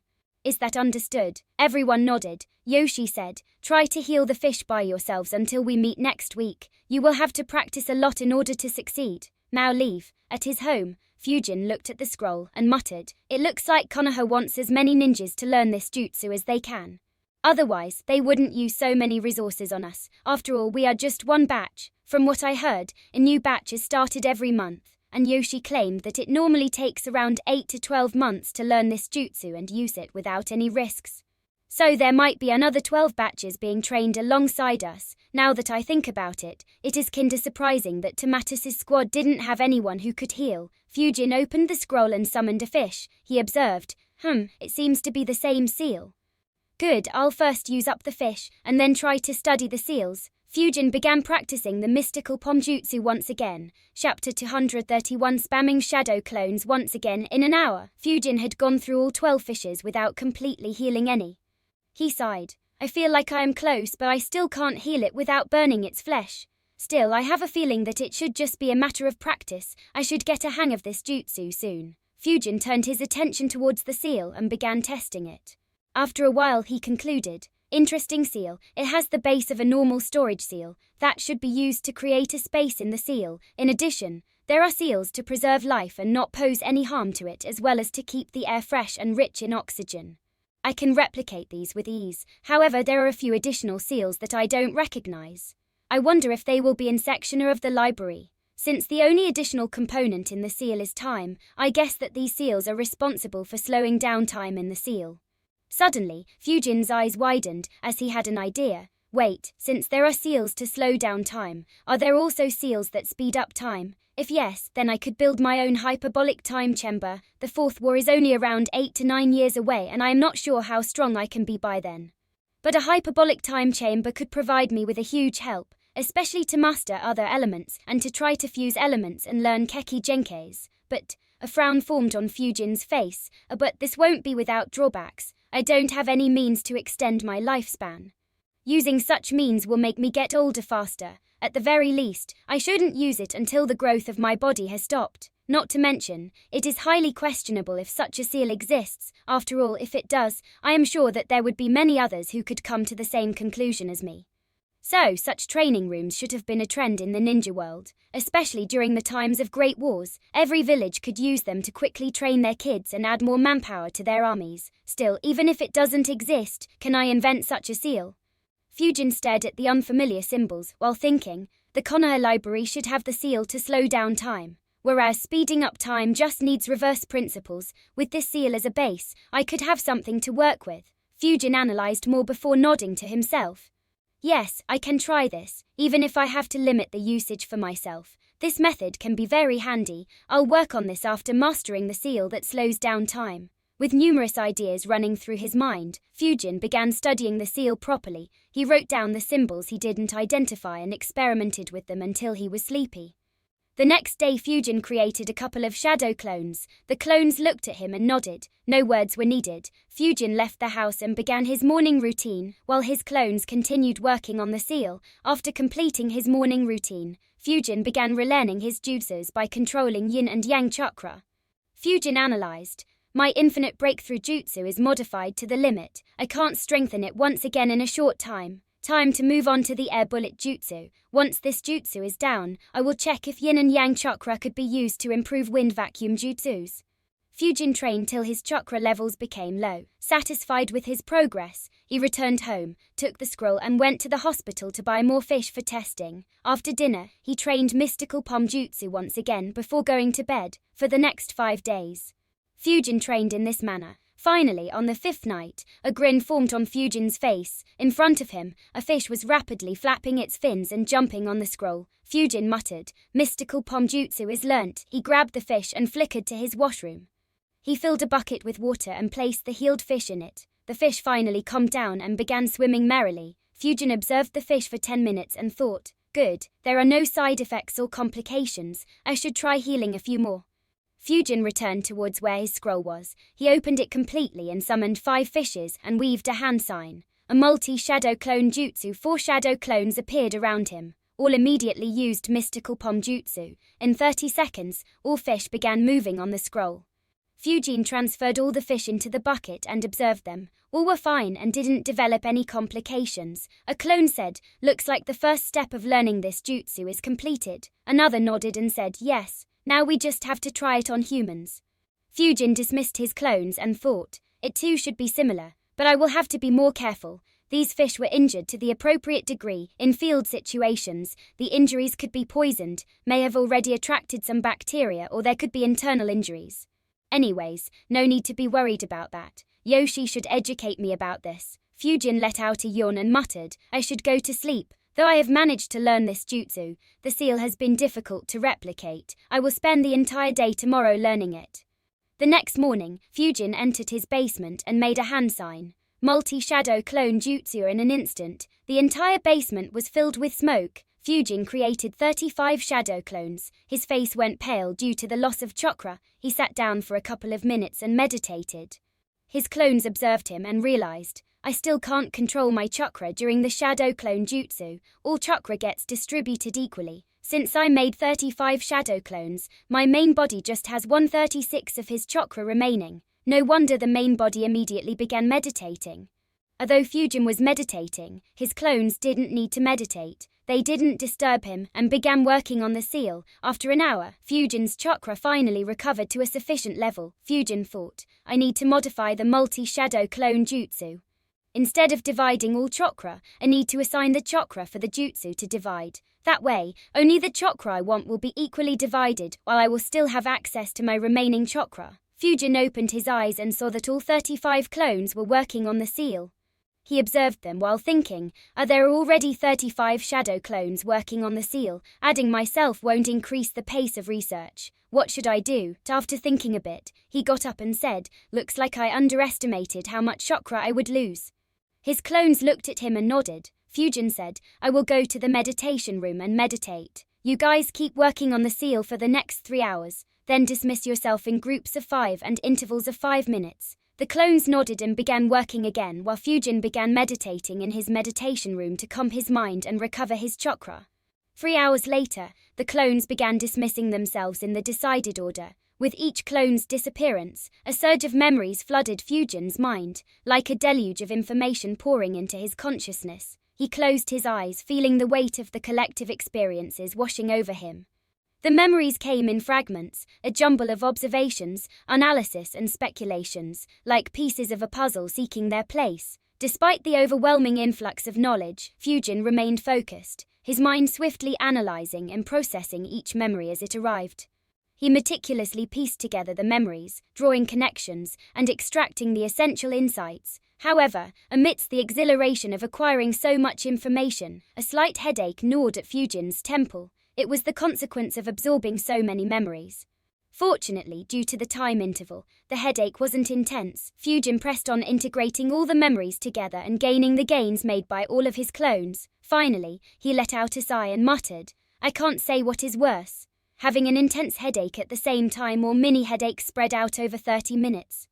Whatever, time to redo it. Fujin returned to the basement. However, this time, he didn't use the multi-shadow clone jutsu and instead used shadow clone jutsu 30 times. He could control the amount of chakra he pours in a single shadow clone. Due to this, he stopped when he felt that the chakra was reaching low levels. Fujin's clones began working once again. Meanwhile, Fujin left his house and went to Yakiniko to fill his stomach. Analyzing memories of 35 clones not only gave him a headache, but it also created a hole in his stomach. Chapter 232 Invitation to Become a Medical Ninja. Fujin's clones spent the whole day studying the seal and trying to replicate it. Due to studying with 30 clones, they made rapid progress. Finally, at midnight, one shadow clone exclaimed, I did it. This immediately attracted everyone's attention. They began moving closer to him to observe the seal, but the clone said with a chuckle, no need to be impatient. He dispelled himself and sent memories to Fujin and all his clones. All the clones absorbed the memories and realized. Immediately they began creating the seal.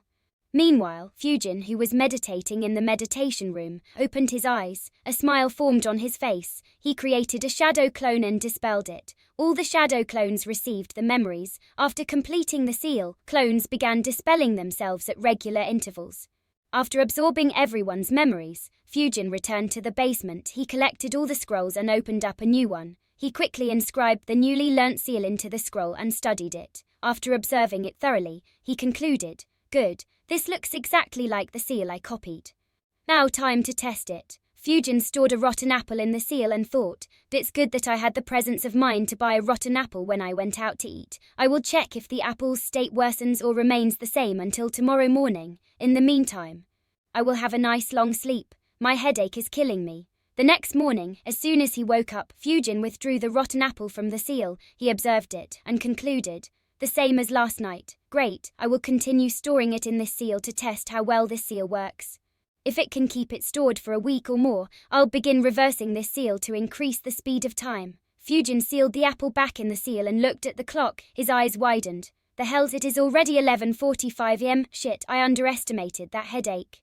Fujin quickly got off his bed and freshened up. He grabbed a few fruits to eat and flickered to the hospital. Thanks to his speed, he barely managed to make it in time. Fujin entered the room thinking, though last time was fun, it's probably best to not delay pointlessly. After all, my reputation is nowhere near Kakashi's. As Fujin entered the room was quite noisy. Everyone was talking about the activities they did to ensure maximum happiness before coming to the hospital. However, they went quiet and looked at Fujin. After all, he was the only one to have some success in healing the fish. A few groups called Fujin. But soon after Fujin entered the room, Yoshi, Isayume, Emi and Asuka entered the room as well, so everyone quickly occupied their seats. Yoshi and Isayume walked to the front of the room and Yoshi announced, "This is Isayume. He was one of my students as well. Now he is a full-fledged medical ninja, with a lot of achievements under his belt. Have you practiced at home?" Everyone nodded. One person said excitedly, "Yes, sensei, I also did a lot of stuff to keep myself happy." Yoshi's face immediately went dark while Isayume let out a chuckle. Yoshi said, "All right, show me your progress." Everyone began going to the tables in groups and tried healing the fish. Fujin observed them. As he expected, no one had made any progress. Finally, it was Fujin's turn to go. He got up and approached the table. The eyes of Yoshi, Isayume and others in the room were glued on him. He weaved a hand sign and extended his right hand towards the fish. Yang chakra appeared on his palm and began healing the fish. In a few seconds, the fish began improving in health. It began quivering. 10 seconds later, it began moving its fins rapidly and jumped into the small pond on the other side of the table. Silence spread throughout the room. Everyone was shocked by what they witnessed. One guy asked in a soft voice, "Didn't Yoshi-sensei say that we will need 4 to 6 months to reach this stage?" The guy next to him nodded but couldn't say anything. Yoshi was the one who was in the most shock. After all, he had seen how much Fujin struggled just 2 weeks ago. Meanwhile, Isayume was very suspicious. Fujin looked at Yoshi and said with a smile, "Having a full stomach helps a lot, sensei. Can we move on to the next step?" Yoshi finally gathered his thoughts and said, "Good work." He looked at Emi and Asuka and said, "You two take control of the room and guide everyone." He looked back at Fujin and said, "Fujin, come with me." Yoshi and Isayume began walking out of the room. Fujin followed thinking, "Did I make too much of an impact on them by learning the jutsu so quickly?" They walked out of the room and towards Yoshi's office as Fujin concluded, "That should be the case. Oh well, it doesn't matter much now. Even if I show off my talent or skills, it would just make the village value me more." The trio entered a small cabin. Both Yoshi and Isayume stared at Fujin until he got uncomfortable and asked, "What are you two staring like this?" Both ignored his question and kept staring. Isayume asked, "Fujin, tell us the truth. Have you learnt or practiced the mystical pomjutsu earlier?" Fujin replied, "Nope." Isayume asked again, "Did anyone else guide you privately after you visited the hospital 2 weeks ago?" Fujin tilted his head and asked, "Do we also get private tutors for learning mystical pomjutsu?" He looked at Yoshi and asked, "Why didn't you tell me earlier, sensei?" Sweat formed on Yoshi and Isayume's heads. They both had the same thought. This brat learnt the jutsu in 2 weeks and still wanted personal tutoring. Yoshi coughed and said, "We don't offer any personal tutoring. However, if any trainee has good relations with a medical ninja, they can receive their help." Fujin replied, "Oh, that makes sense. Unfortunately, I don't have a close friendship with any medical ninja." Yoshi and Isayume both went silent and looked at each other. Both agreed that Fujin had incredible talent. Yoshi looked back at Fujin and asked, "Fujin, do you want to become a medical ninja?" Fujin frowned. He thought for a bit and shook his head. He said, "Becoming a medical ninja will take a lot of time. I don't have much time on my hands right now. If I have time in the future, then I might consider it." Fujin did consider it seriously. After all, medical ninjutsu seemed to be a very good way to master yang and yin chakra. Unfortunately, Fujin couldn't do so. He thought, "I am learning a lot of things at the same time. Ninjutsu, taijutsu, swordplay and fuin jutsu have been my main focus, and I have also learnt some genjutsu. If I add medical ninjutsu to the mix as well, I might overburden myself and make a mess of everything. After all, becoming a medical ninja might need more time than learning fuin jutsu. Mystical pomjutsu is sufficient for my current needs." Yoshi and Isayume frowned. From Fujin's answer, they realized that even if Fujin pursued medical ninjutsu, it wouldn't be his main focus. That wasn't what they wanted. Yoshi said, "Fujin, I think you misunderstood me. I want you to abandon your other options and focus completely on becoming a medical ninja." As he was speaking, both he and Isayume figured out the answer from Fujin's face, so before Fujin could refuse, Isayume said, "We will be honest with you, Fujin. I didn't want to tell you this right now in case you become overconfident, but I will because if you don't, then it will be a huge loss for Konoha. Your talent for medical ninjutsu is very high if you become a medical ninja." Then you will become a very good one in a few years. Also, your fighting capabilities won't be wasted as you can use them to protect yourself on the front lines. Yoshi nodded in agreement. However, Fujin shook his head. This time he didn't even need to think.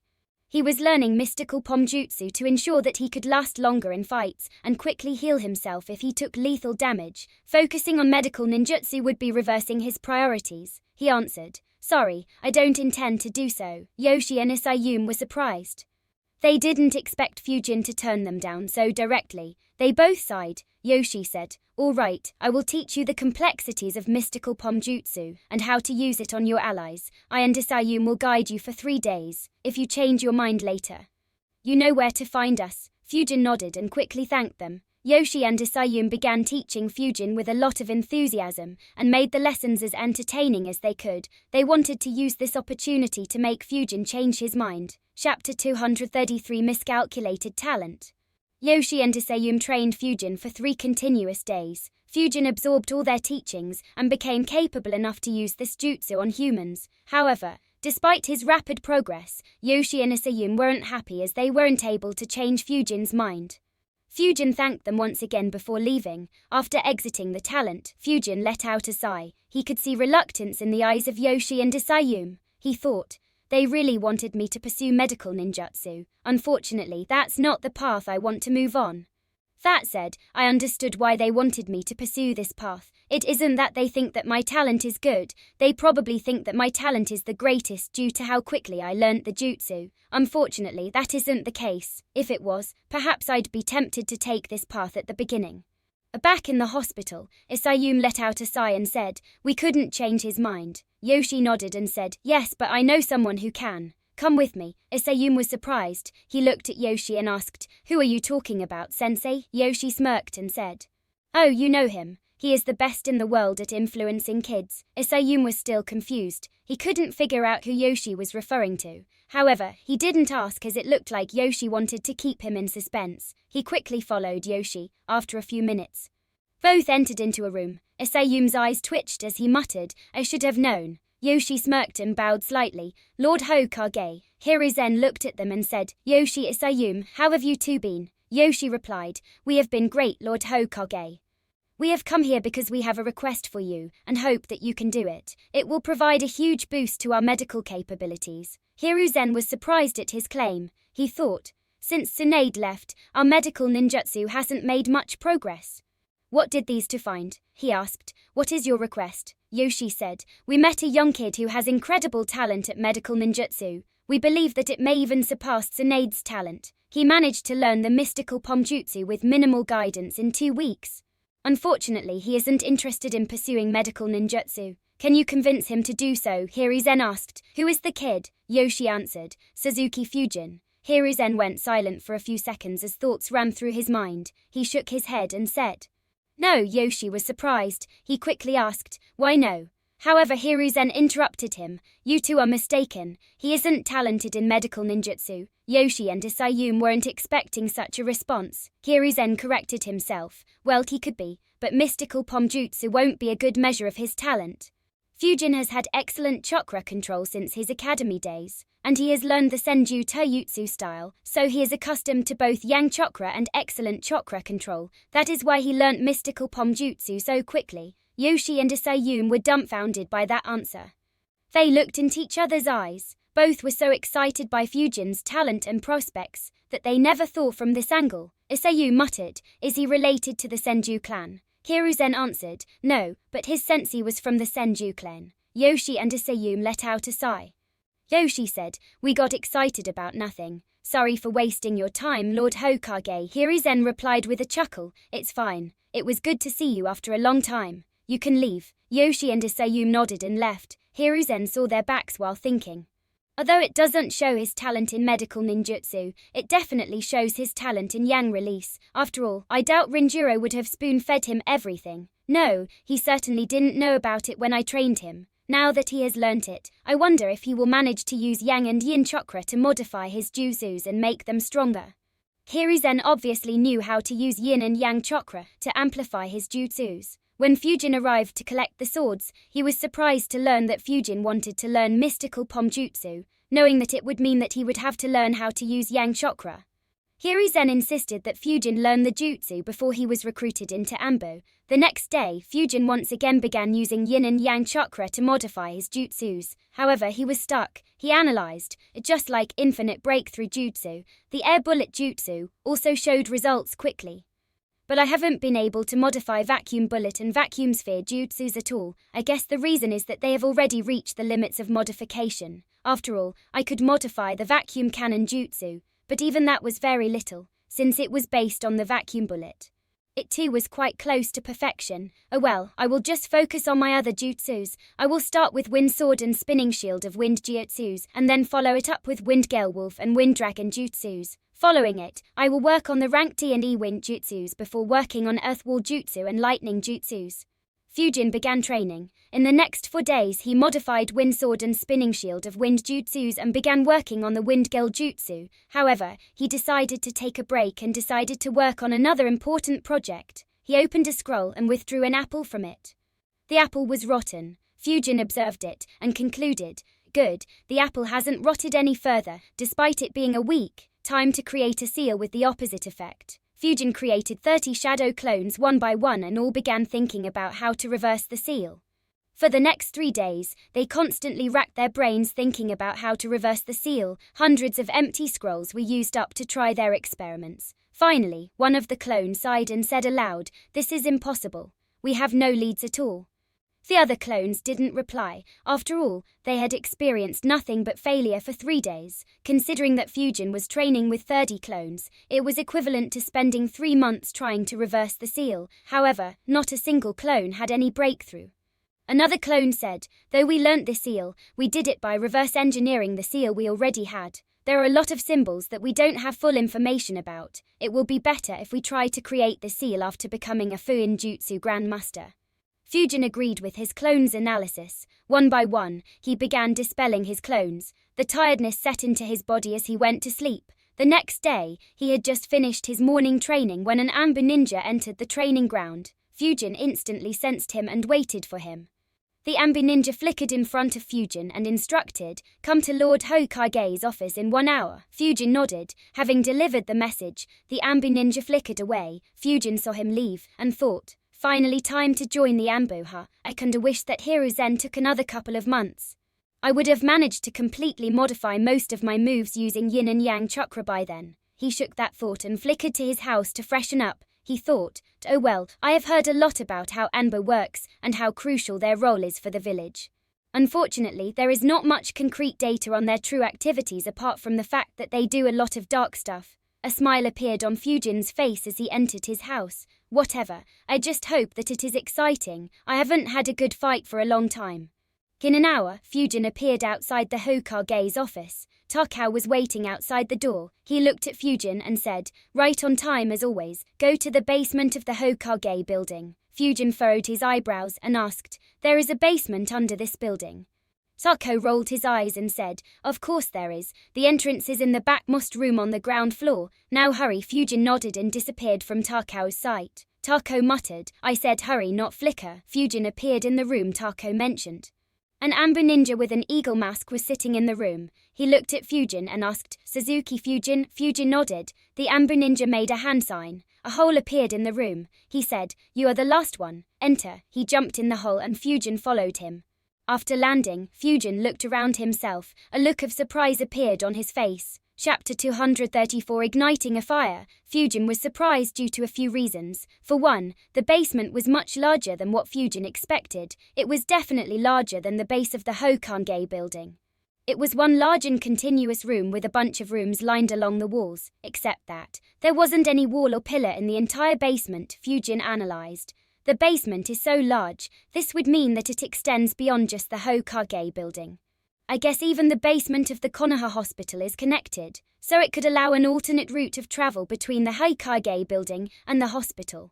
Another reason for his surprise was the dense amount of seals he sensed in the basement. He realized, "No wonder I never found this basement. The density of the seals here is almost comparable to my house, and they should be stronger as well." And the last reason for being surprised was that he wasn't the only one. He looked at the ones around him and thought.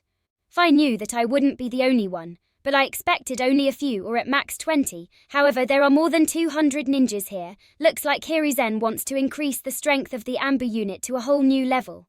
The eagle-masked Ambu ninja said.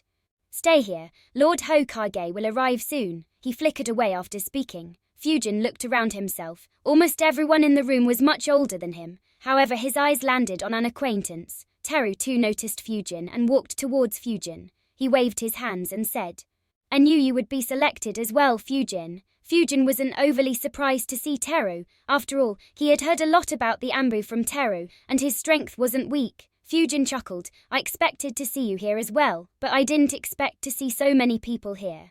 Teru nodded and replied, Me neither. It looks like Lord Hokage wants to replace the loss of the Uchiha clan by training a huge number of Ambu ninjas. Fujin nodded but couldn't help but think. I doubt training a couple of hundred Ambu will be able to replace the Uchiha boss. But I guess that this is better than nothing. Fujin asked, Did you see Hoka here as well? Fujin didn't want to spread his chakra field here as it might seem insulting to others in the basement. Teru shook his head and said, No, Hoka is from the Brunch family of the Hyuga clan. He won't be invited into the Ambu. Fujin was surprised to hear that. But after thinking for a few seconds, he realized that it was very logical. He replied, I see, that sucks for him. Teru nodded. He was about to speak when both Fujin and Teru looked in a direction. A huge chakra was being released by the eagle-masked Ambu. He announced loudly, Stand properly in lines and hear carefully. Lord Hokage will be speaking a few words. Hiruzen had appeared in the room. He stood at one end of the basement. Soon everyone gathered in front of him.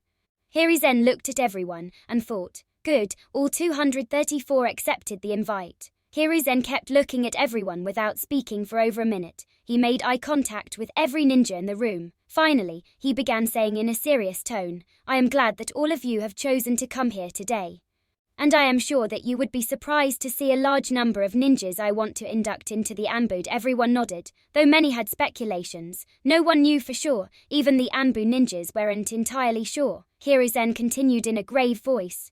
In the last month, we experienced one of the darkest chapters in our village's history, the Uchiha massacre. The loss we have suffered is immeasurable, not just in terms of lives, but also in the trust and unity that once bound us. We stand on the precipice of uncertainty, facing external threats that loom over us like dark clouds. Our enemies sense our vulnerability and seek to exploit it. Though I have managed to keep them at arm's length for now, they will still try to provoke us again. Hiruzen stopped speaking and noticed the mood in the basement.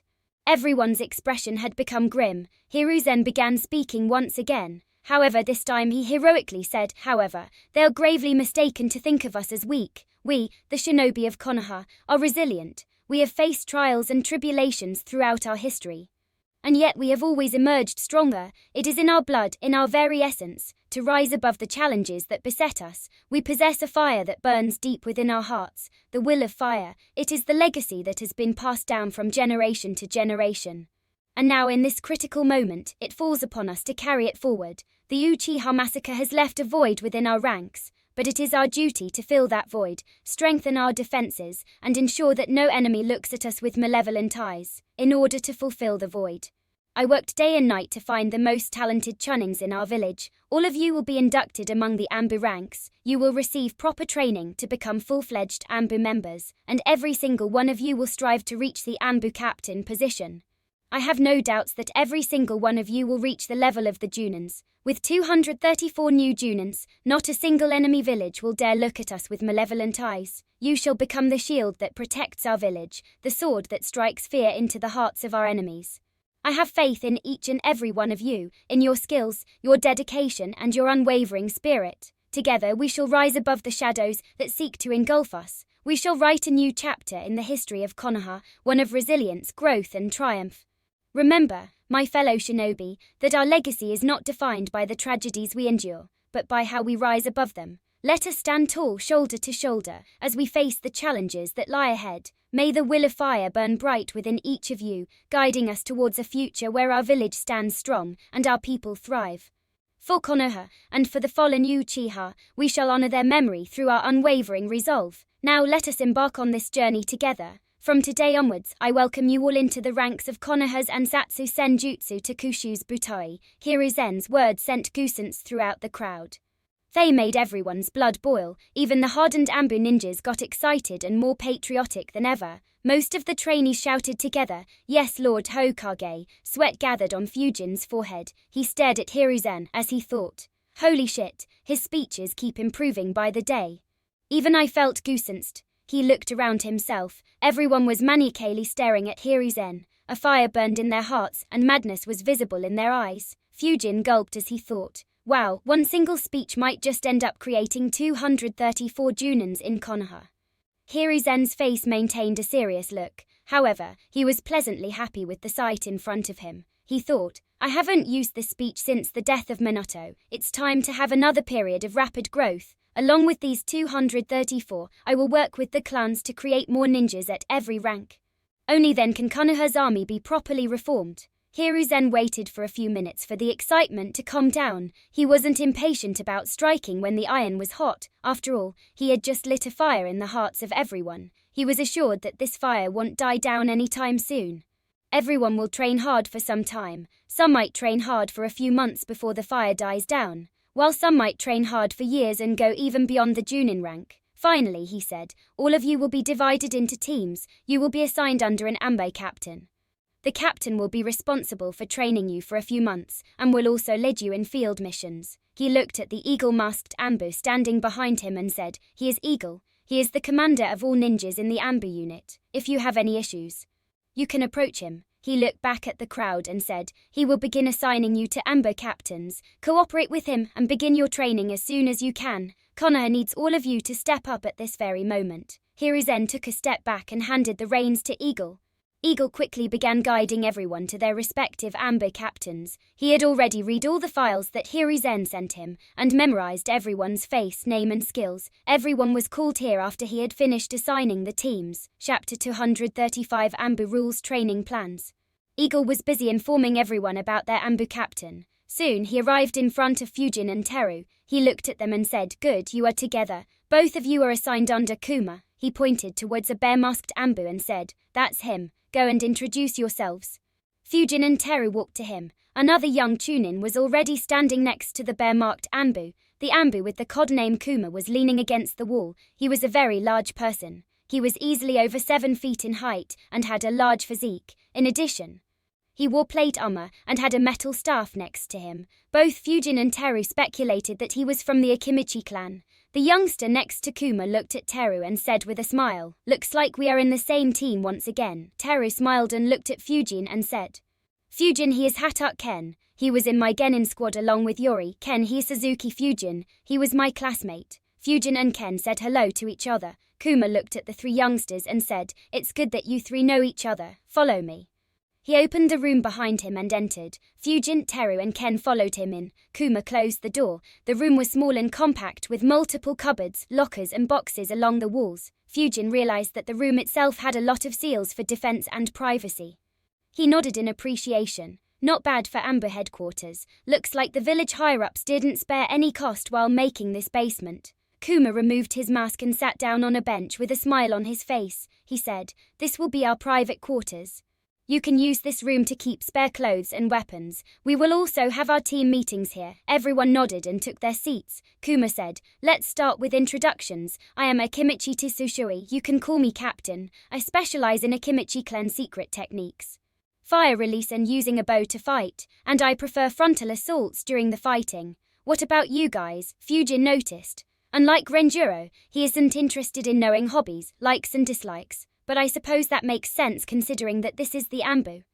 Fujin said, I am Suzuki Fujin. I specialize in wind release, and I fight using swords. I am also a sensor, and can use the mystical Pomjutsu. I prefer to fight from a distance or to fight using hit and run tactics. Tsushui closely observed Fujin. After all, Fujin's fighting method was completely opposite to Tsushui's methods. However, before he could analyze Fujin, his attention was gained by Teru and Ken. Teru followed up, I am Senju Teru. I specialize in water and earth releases and am good with taijutsu. I prefer frontal assaults but can engage in mid-range battles as well. Ken was the last to speak. I am Hatak Ken. I specialize in lightning release, and I use a short blade to engage in Hatak Kenjutsu. I can use the mystical Pomjutsu as well. I prefer high-speed combat that keeps the enemy on their toes and inflicts multiple small damages to the enemy. My team can use the advantage provided by those small damages to kill the enemy. Tsushui began analyzing. As expected, they aren't bad despite their young age. Fujin and Ken prefer to do high-speed battles to take advantage of their wind and lightning affinities, while Teru has the steadiness of the Senju clan. With me as the core, we can form several effective strategies and battle formations. It looks like the chief did a wonderful job once again. My team will cover all 5 natures, in addition, with Fujin's sensor capabilities and his and Ken's healing jutsu. We will have a rather all-round squad for Ambu, he said. Good, it looks like you have a good base. I will first tell you about some basic rules of Ambu. The trio paid attention to his words. Tsushui said, for an Ambu, maintaining secrecy is a must. You will never talk about any Ambu mission you do with anyone outside your chain of command. In fact, you shouldn't even be telling anyone that you are selected into the Ambu. To maintain anonymity, you will choose a mask and codename for you. You will always call the other Ambu ninjas by their codenames whenever you are on a mission, and when we meet off duty. You should never call me or any other Ambu ninja using their codenames. As you know, my codename is Kuma. The wooden box behind has a lot of masks. Choose whichever one you want. Also, choose a codename for yourselves. Fujin, Teru and Ken nodded. They quickly opened up the box and saw a bunch of animal masks in it. The boys took some time to decide on their masks and tried them on to check which size fitted them properly. After a couple of minutes, they walked back in front of Tsushui. Tsushui observed their masks. Teru had taken a turtle mask, Fujin had a hawk mask, while Ken had a fox mask. Tsushui asked, have you chosen your codename? The trio nodded. Teru said, my codename will be Turtle. Fujin said, mine will be Hawk. Ken said, mine will be Kitsune. Tsushui nodded and said, good. Now wait. However, Fujin interrupted him, Captain, since there are so many ninjas in the Ambu. Wouldn't multiple Ambu ninjas have the same masks and codenames? Tsushui nodded. Yes, they get repeated. I know at least 11 other Ambu ninjas with the hawk mask and codename. But you don't need to worry as it is a good thing. Our enemies can't recognize us easily from the mask due to how many there are. Also, you don't need to worry about confusion in our ranks. Lord Hokage and our commander have very large memories. They will always recognize you and give you the right task. Fujin nodded and said, all right. Tsushui continued, I will first give you a brief description of my training plan.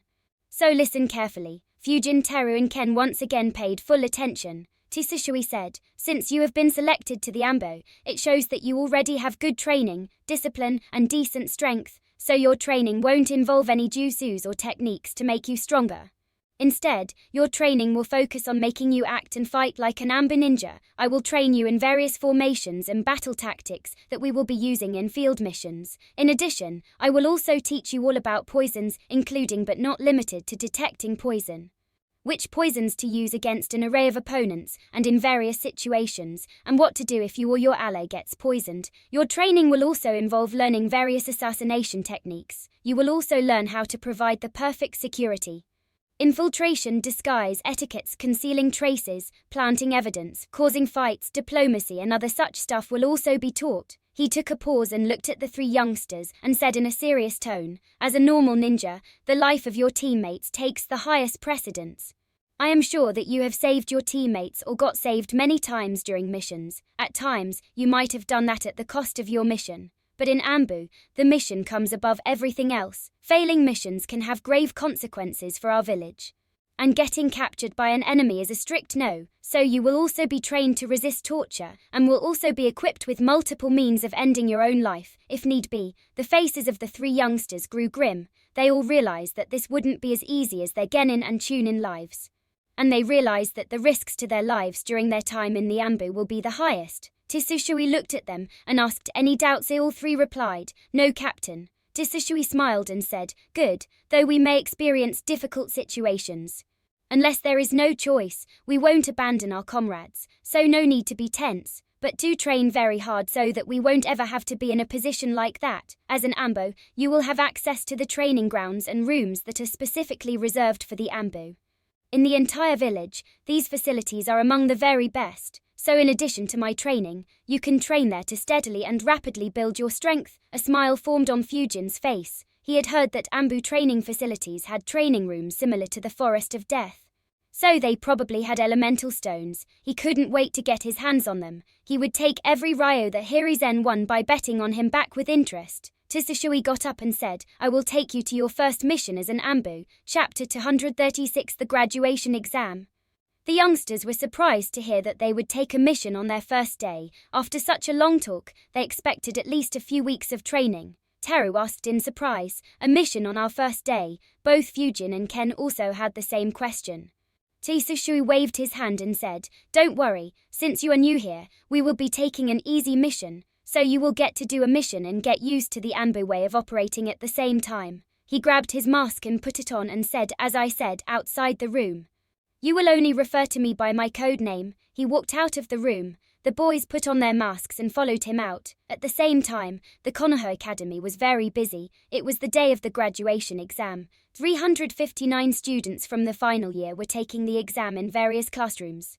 Hyuga Hachiro looked at the file and said, Next, Daisaku, Daisaku. Daisaku stood up and walked to the front of the classroom. Hachiro looked at him and said, Transform into Lord Hokage. Daisaku weaved hand signs and soon transformed into Hiruzen. He looked exactly like Hiruzen with no flaws in appearance. Hachiro nodded in approval. He and a couple more teachers entered his marks in their files. Hachiro said, Good, now show me substitution jutsu. Daisaku weaved hand signs and substituted himself with a log of wood placed in the class. He was even better at this jutsu than the transformation jutsu. Hachiro nodded once again and said, Now create clones. Daisaku weaved hand signs and 3 clones appeared next to him. Hachiro was surprised. He said, Good work. I can tell that you have worked hard in the last few months. Daisaku replied, Thank you, Sensei. It is all because you were such a good teacher. Daisaku didn't have any reluctance or shame in giving him the credit. He was aware that Hachiro would have a major say in his final marks and could influence which squad he would be assigned to and who his sensei will be. Hachiro was pleased by the praise.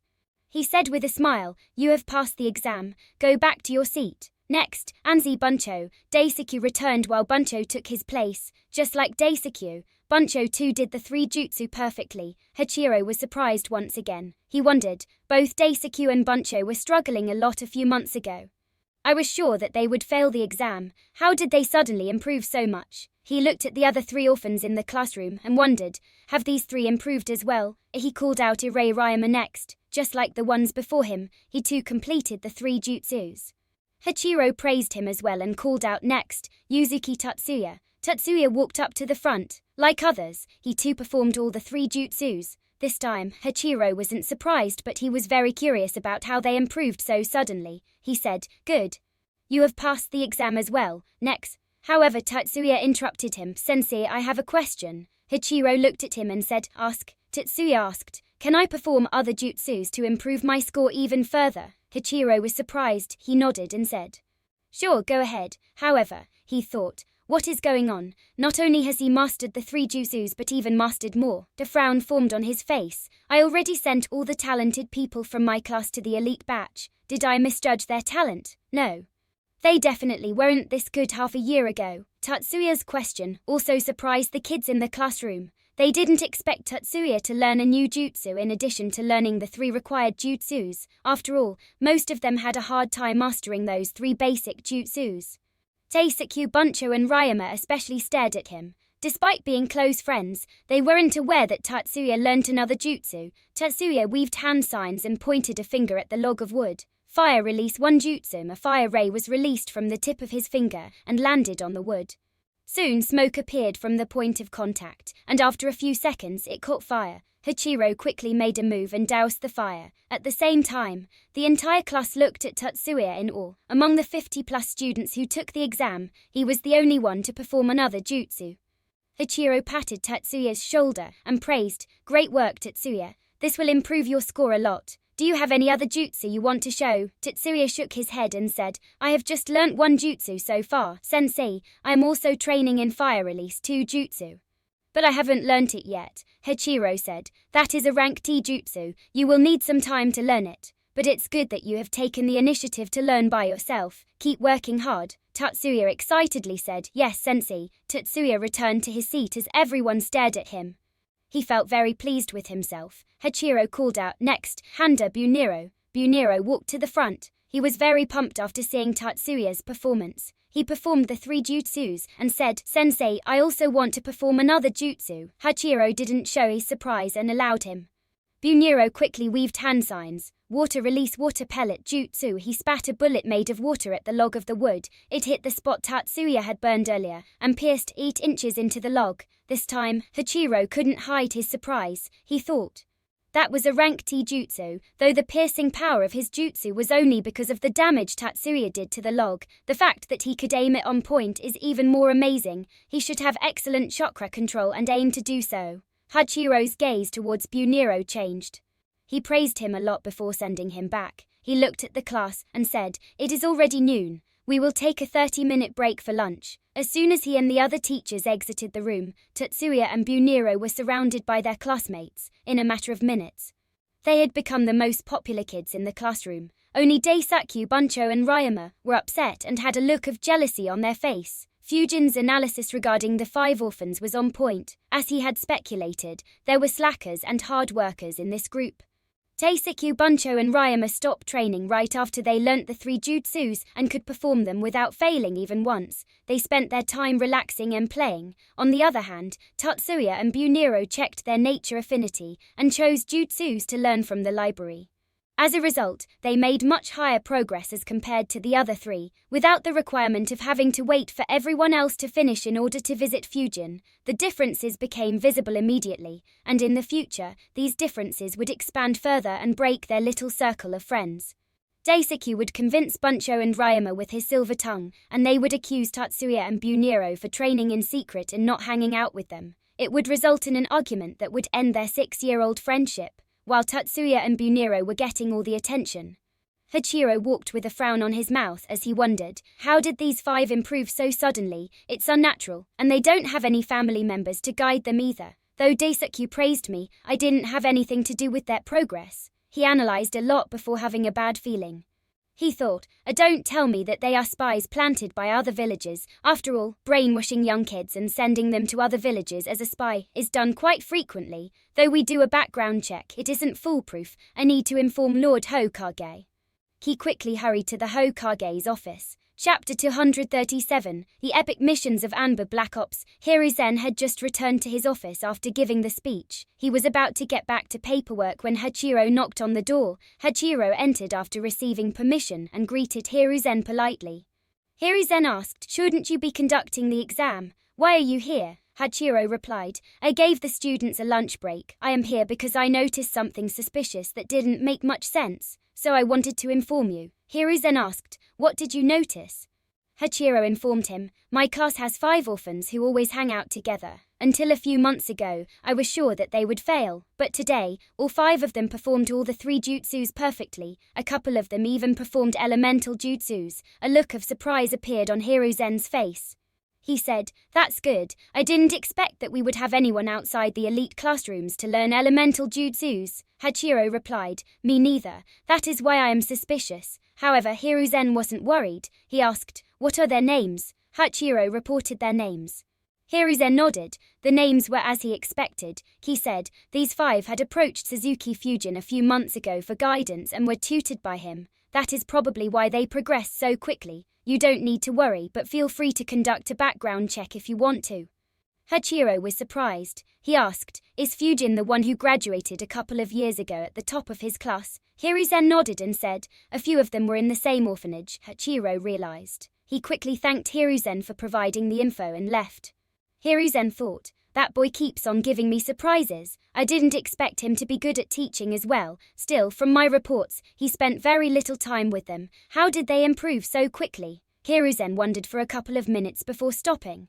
He shook his head and thought, It isn't important how he managed that. The important fact is that he did. From Hachiro's words, those 5 children would have entered the Genin Reserve Force and wouldn't have achieved anything else. But now, since 2 managed to learn elemental jutsus, it's safe to say that those 2 will at least become chunings. If they work hard or have good luck, they might even become a junin. After all, though it might not seem much to learn an elemental jutsu at the age of 12, the fact is that they made the progress in just a few months.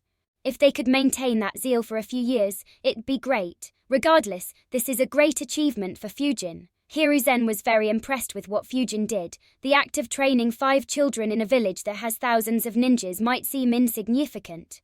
But from Hiruzen's point of view, it was very significant. After all, there were hundreds of ninjas in Konoha who could be considered veterans, and were far more experienced than Fujin. If these ninjas also guided a few orphans or civilians in the academy and ensured that those kids reached the Chunin rank, Konoha's strength would grow exponentially, Hiruzen thought. Initially, we didn't need any such training, as all the clans would train their next generation with all their heart. But after 3 great wars, the strength and numbers of the clan ninjas have severely dropped. Right now, the highest number of ninjas are from civilian families or orphans. It is unlikely that this would change in the future. However, these civilian students don't get the same level of guidance as the clan children. After all, there is no way a teacher can make a difference when teaching so many students who have different levels of talents in every different phi. Suddenly, Hiruzen had an idea. He thought, wait, instead of just hoping that someone guides these kids, how about I start a mentorship program? Hiruzen thought more about his idea and immediately began figuring out the details. In a couple of minutes, he decided, yes, this can be great. I will first make a list of ninjas that can provide good guidance. Then I will assign 5 students to each of them. They won't have to do anything actively, but once a month, they will have to spend a couple of hours with the students, solve their doubts and provide them with some guidance on how to proceed further and create a decent training plan for them. This way, we will be able to find all the hard-working or talented students that go under the radar, and I can even make some use of the retired ninjas who don't have anything to do. I could even ensure that most of such mentors are civilians or orphans themselves so that they would feel an emotional connection with the students and take them more seriously. Hiruzen saw Hatek Takao entering the office with a bunch of files. Takao said, Lord Hawk. However, Hiruzen interrupted him and instructed, keep those files to the side and call Shikaku to meet me at this moment. Takao was surprised to see how impatient Hiruzen sounded. He immediately placed the files in a corner and left. At the same time, Fujin, Teru and Ken were hiding in the village while keeping a watch. Every single one of them was pissed off. Half an hour later, Tsushui brought Fujin, Teru and Ken to the streets of Konoha. He looked at them and asked in a serious tone, are you aware of where the new Konoha prison is? The boys nodded. The old prison was close to the Uchiha compound. The new one was built next to the torture and interrogation department. Tsushui said, since the Uchiha massacre, the duties of policing the village have also fallen on the Anbu. Your first mission is to hide out of plain sight and keep a watch on the village. If any fight is happening, you should break it off. If a crime is taking place, stop it and arrest the criminal and escort him or her to the prison. If it isn't, then keep hiding. Don't show yourself unless a situation occurs. We will meet back in the same room at 8 p.m. After saying that, he flickered away. Fujin, Teru and Ken watched with dumbfounded expressions as their captain gave them the most boring of the jobs and ran away. Fujin immediately cursed. What the fuck? He looked at Teru and said, you said Anbu missions are thrilling. Teru was left speechless. Ken sighed and said, I had heard that all Akimichi clan members are polite, straightforward and kind-hearted. It looks like it isn't correct. The group was still shocked at how seriously Tsushui had informed them about the mission and ran away before they could react. Teru said in a dejected tone, I didn't know that Anbu were also given the duty of policing the streets. No wonder Lord Heikage recruited so many new Anbu. It looks like the newbies will be made to police the village until the training is done, Fujin said with a sigh. I never expected that I'd say that the bandit extermination missions were more interesting. Seeing that Fujin and Teru were dejected, Ken, being the oldest one in the group, took responsibility and said, all right, that's enough brooding, though the mission is boring. We should still do it seriously. It would be the worst if we do a bad job and they make us keep doing this mission as a punishment. Teru looked at him and said, on the contrary, they might permanently put us in charge of policing if we do a very good job. Ken's eyes twitched. He said, stop behaving like kids and keep a watch seriously. Fujin looked at him with a deadpan expression and said, we are watching over civilians. Why are you talking as if 2 S-rank ninjas are going to clash in this street in the next couple of seconds? Ken was left speechless. Though he tried to instill seriousness, Fujin was on point. They didn't need to be serious while watching over civilians. At the same moment, all three stared at the street and kept staring for a few seconds. However, nothing happened.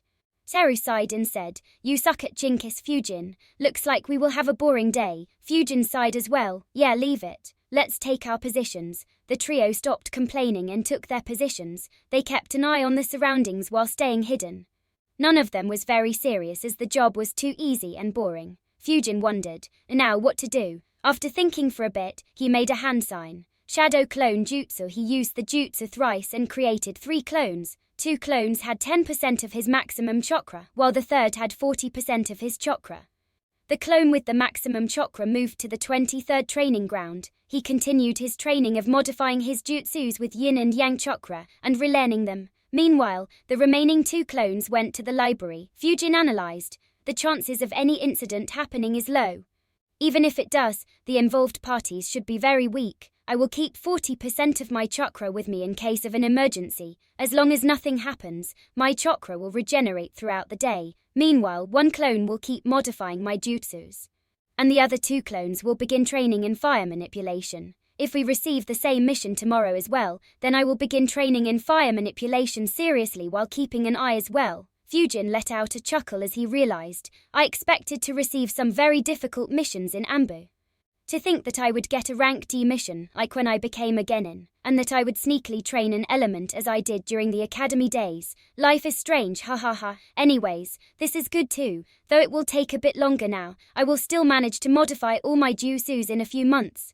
And I also learn fire release jutsus. That should improve my combination of jutsus with the summons considerably. It'd be best if I can complete all of that before having to go on the deadly missions. Just like Fujin, round 80 other Amber ninjas were keeping an eye on the village.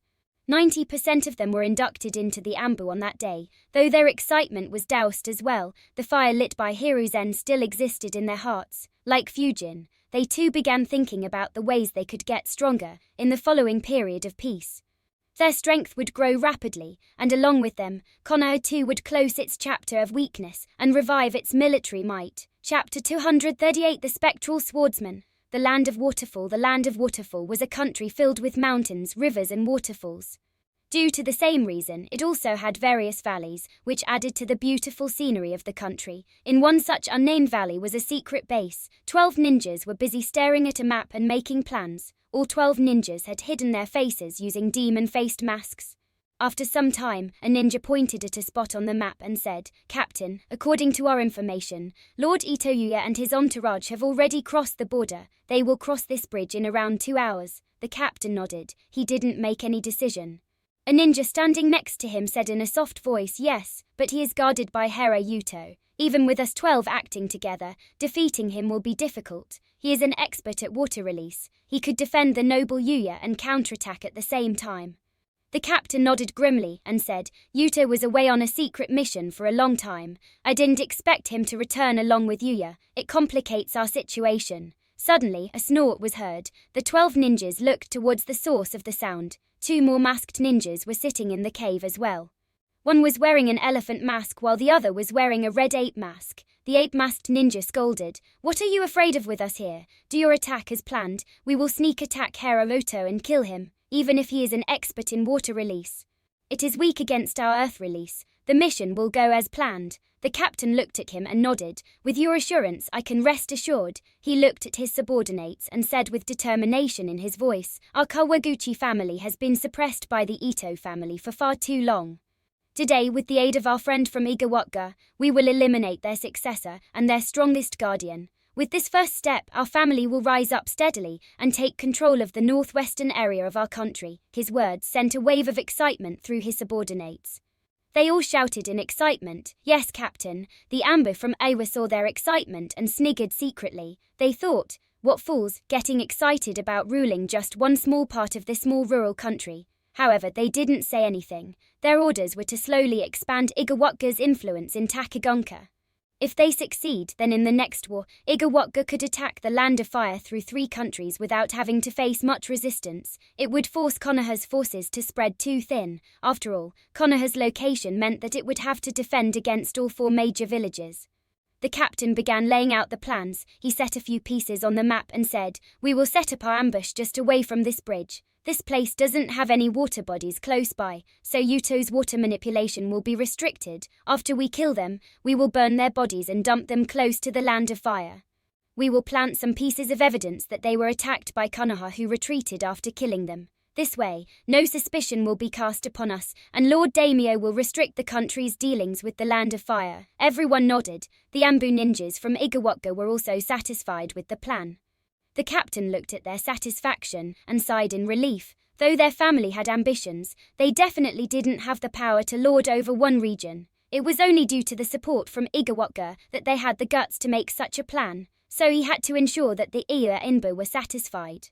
With the preparations made, they set off immediately. They moved out of the valley and moved rapidly and stealthily on top of the trees. Within 5 minutes they reached close to the spot where they were planning to set an ambush. Suddenly, one of the Igawaka Anbu shouted, "Look out!" His shout alerted everyone. However, even before they could raise their guard, they saw air bullets ripping through the trees to their right and coming straight at them. Their eyes widened. The bullets were too close to move away. One ninja was too close to the air bullets. Even before he could see them, an air bullet pierced through his head, and he dropped dead. The others watched the air bullets and reacted however they could. Some bent forward for the bullets to pass from above, while some gathered chakra in their feet and stamped their legs on the ground to stop themselves and saw the bullets pass in front of their eyes. However, some air bullets still pierced through the limbs of a couple of ninjas. The Igawaka ninjas frowned. Their plan was perfect. They didn't expect to be ambushed. Immediately, all the remaining 11 Takigonka ninjas and 2 Igawaka Anbu looked angrily at the spot from where air bullets were fired at them. However, they couldn't sense anyone. Suddenly, the bare-masked Ava Anbu slammed his hands on the ground. Earth release Earth Dome Jutsu, an Earth Dome appeared from the ground and began surrounding all of them. The Takigonka ninjas watched with eyes widened as they saw a strong windstorm coming at them from the opposite direction. Luckily, the Earth Dome was formed in time. The strong wind currents hit the dome and caused tremors to pass through the dome. Dust began falling inside the dome due to those tremors. However, the dome didn't collapse. Sweat formed behind the masks of Takigonka ninjas. The captain gulped and said, "Luckily you noticed the attack." However, the Igawaka Anbu ninjas were still frowning. The 8-masked Anbu said, "Be careful, I can't sense the attacker. He could be very strong." Suddenly his body moved out of the way instinctively. A hole appeared in the dome, and a very strong bullet made of wind pierced into the dome. The bullet hit the side of his jacket and left a cut along the sides of his abdomen. At the same time, 9 more vacuum bullets pierced into the Earth Dome. Unlike the war-hardened Igawaka Anbu, the ninjas from Takigonka didn't have the same survival instincts. 5 vacuum bullets pierced through the vital organs of the Takigonka ninjas. The remaining bullets could only leave some cuts on the bodies of the remaining ninjas. The Takigonka ninjas were horrified and left tongue-tied. The captain's heart ached as he saw the dead ninjas and thought, "We worked so hard to raise them to Chunin level. The family spent countless resources on them, but in less than a minute, more than half of them are dead." Fear could be seen on his face.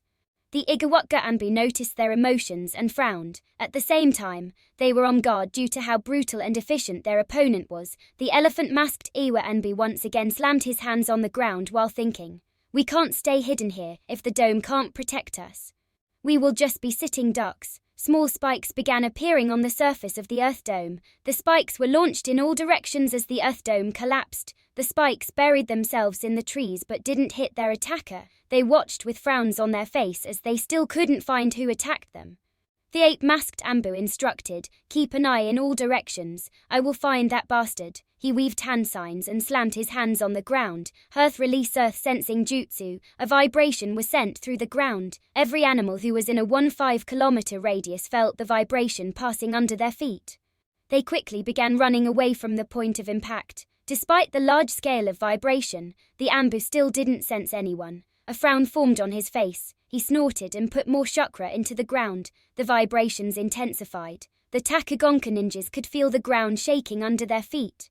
The vibrations were so strong that they even traveled up the tree trunks. On one such tree, the vibrations were felt under the feet of a masked ninja hiding there. A smile formed behind the mask of the 8-masked Anbu as he muttered, "Got him." At the next moment, giant spears formed under the tree and launched at the ninja hiding on it. However, the ninja immediately flickered away, but since the Awa ninjas had already sensed him, they didn't allow him to disappear from their sight once again. They, along with the Takigonka ninjas, gave chase. The attacker noticed it and sighed. Looks like I can't sneak attack anymore. He looked towards the ninjas chasing him and launched a couple of dozen air bullets. The Awa and Taki ninja saw the attack and dodged it with ease, due to the distance between them and since they knew the attack was coming.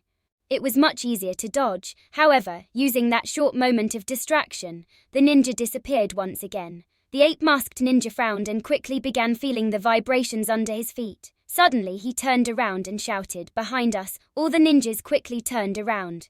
To their surprise, the attacker was very close. The Taki ninja who was the farthest in the back watched the attacker swing his sword at him. The scenes of his comrades falling dead ran through his brain. In a rage, he grabbed his kunai and swung it at the attacker's sword and yelled, "Die!" At the same time, the others grabbed their kunai to attack him. They planned to kill him when he was blocked. However, they watched with widened eyes as the sword cut through the kunai as if it was air. The sword beheaded the 7th Taki ninja. The eyes of the remaining 5 Taki ninjas went red in rage. They tried to attack, but the attacker flickered on a branch behind him. The Ava Ambu finally got a good look at the ninja. The attacker was a well-built young ninja who was wearing a hawk mask. In addition, he had 2 swords hanging on the right side of his waist. And the sword sheaths on both those swords were very exquisite. Swirling designs were etched into its glossy black lacquer. They immediately recognized him, and their expressions became grim behind their masks. The Taki ninjas were enraged. They were about to attack when the elephant-masked Anbo said in a grim voice, "It is the spectral swordsman." The Taki ninjas suddenly stopped. Their expressions became grim. Horror could be seen in their eyes. They watched their attacker as if he was the grim pair himself. Chapter 239 time skip. The 5 Taki ninjas stared at the spectral swordsman in front of them and gulped. His information began running through their mind. It was around 6 months ago when murmurs of a swordsman were being heard. It was said that he appeared and disappeared at will. It was said that his victims wouldn't even know when they were dead until they saw their headless bodies with their detached heads. According to the rumors, there were 2 features that were identified with the spectral swordsman. They were the hawk mask he wore and 2 exquisite swords hanging on the right side of his waist. The swordsman was soon called the spectral swordsman. Among the minor villagers, he was a menace. There were no records of anyone stopping him. Even against the major villagers, his record was very good. He would eliminate his target and escape long before any reinforcements could arrive. He was so efficient that it took over 6 months for someone to actually see him in action. As soon as he was seen, rumors of his appearance spread quickly throughout the ninja world. The ape-masked Anbu shouted, "Don't be shocked by his reputation. He is just one guy. Stay and fight together. Keep an eye out for his sneak attacks." His words snapped everyone from their shock. They prepared themselves for an intense fight. Chakra flowed through the sword of the spectral swordsman as he swung it towards the 7 ninjas. A windstorm consisting of hundreds of sword slashes immediately engulfed the group. The 2 Aiza Anbo ninjas immediately slammed their hands on the ground. Earth release multiple earth walls jutsu immediately. Dozens of walls of varying sizes appeared from the ground. They surrounded them from multiple sides. Having experienced the vacuum bullets, they didn't want to lock themselves in without any room for escaping.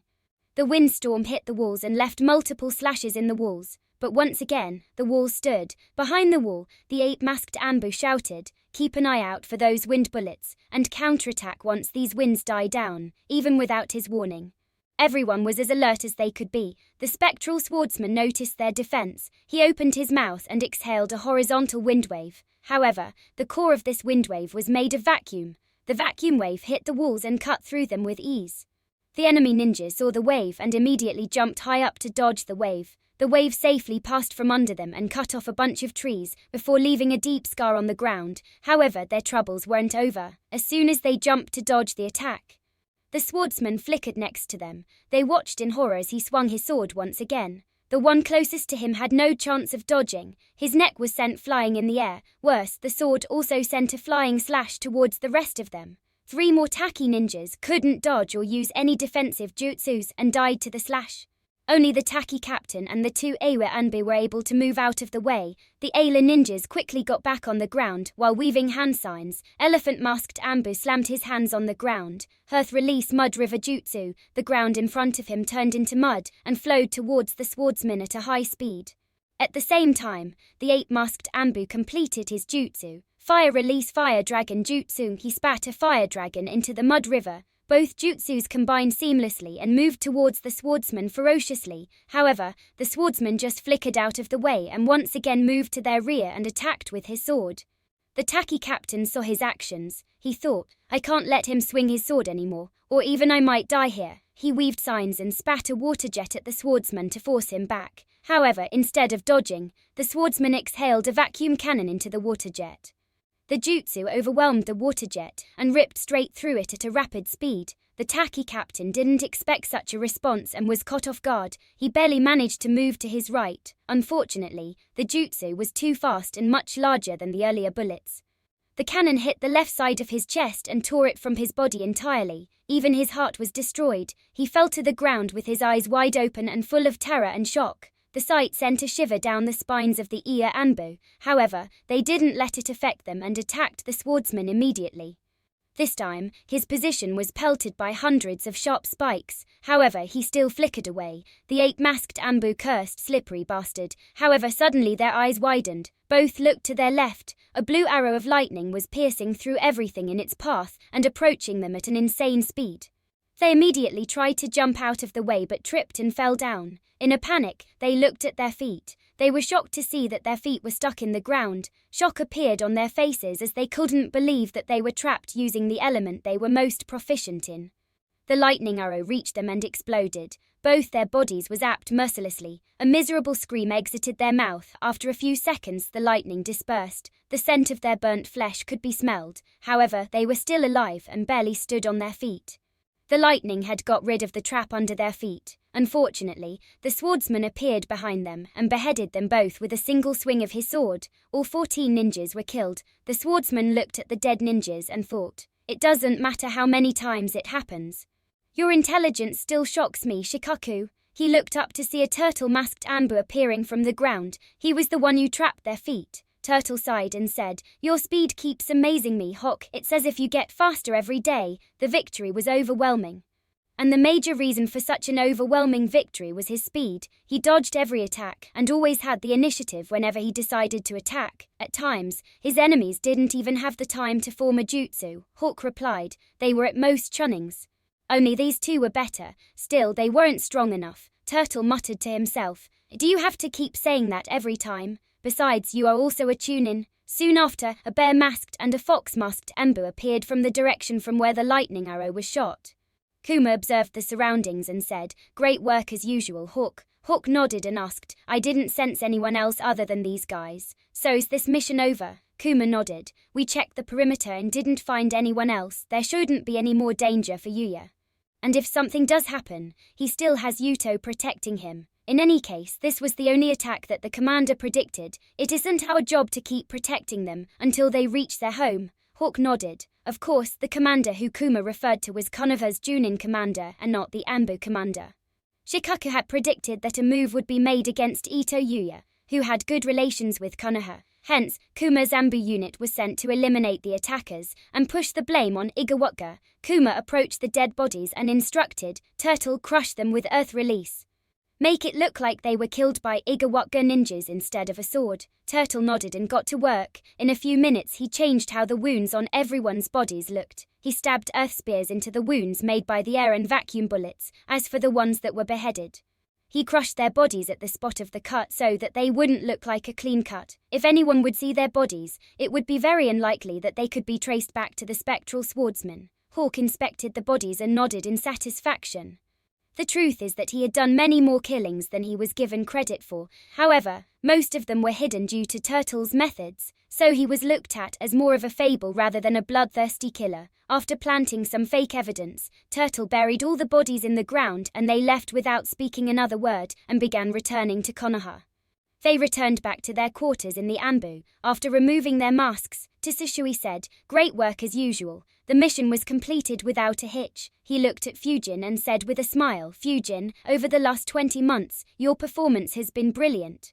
Lord Hokage has acknowledged your performance and asked you to meet him tomorrow. His praise for Fujin wasn't unjustified. Fujin had fit into the Anbu unit like a glove and seamlessly blended into the Anbu lifestyle. He was efficient, deadly, and didn't seek fame or glory. Despite having a famous title, very few in Konoha knew that it was him. Ken and Teru's eyes widened as they realized what Tsushui meant. Fujin nodded and said with a smile, "All right." Teru immediately patted Fujin's shoulder and said in excitement, "Congrats." Fujin, Chapter 240, Settling Debt with Interest. Ken also realized why Fujin was called by the Heikage. He smiled and said, "Looks like you won the race for promotion to Amber Captain." He sighed and continued, "Makes sense though considering how many people you have killed. Your Spectral Swordsman title is very well known and feared." Tsushui shook his head and said, "The Amber Captain title isn't handed so easily. You will be given a promotion mission. The mission is usually very difficult. Only if you perform it satisfactorily will you be promoted. Anyways, no point in speculating about it. Take some rest today and ensure that you are at your complete readiness tomorrow." Fujin nodded and said, "All right, Captain. Thank you for all your guidance." The squad dispersed, unlike the time with his Genin squad. The Ambu squad never hung together other than when they were training or doing missions. Tsushui had instructed them to not appear together in public while they were a part of the Ambu. Due to this, the trio of Fujin, Teru and Keen never went out together to eat or party, despite being in the same team for over a year and a half.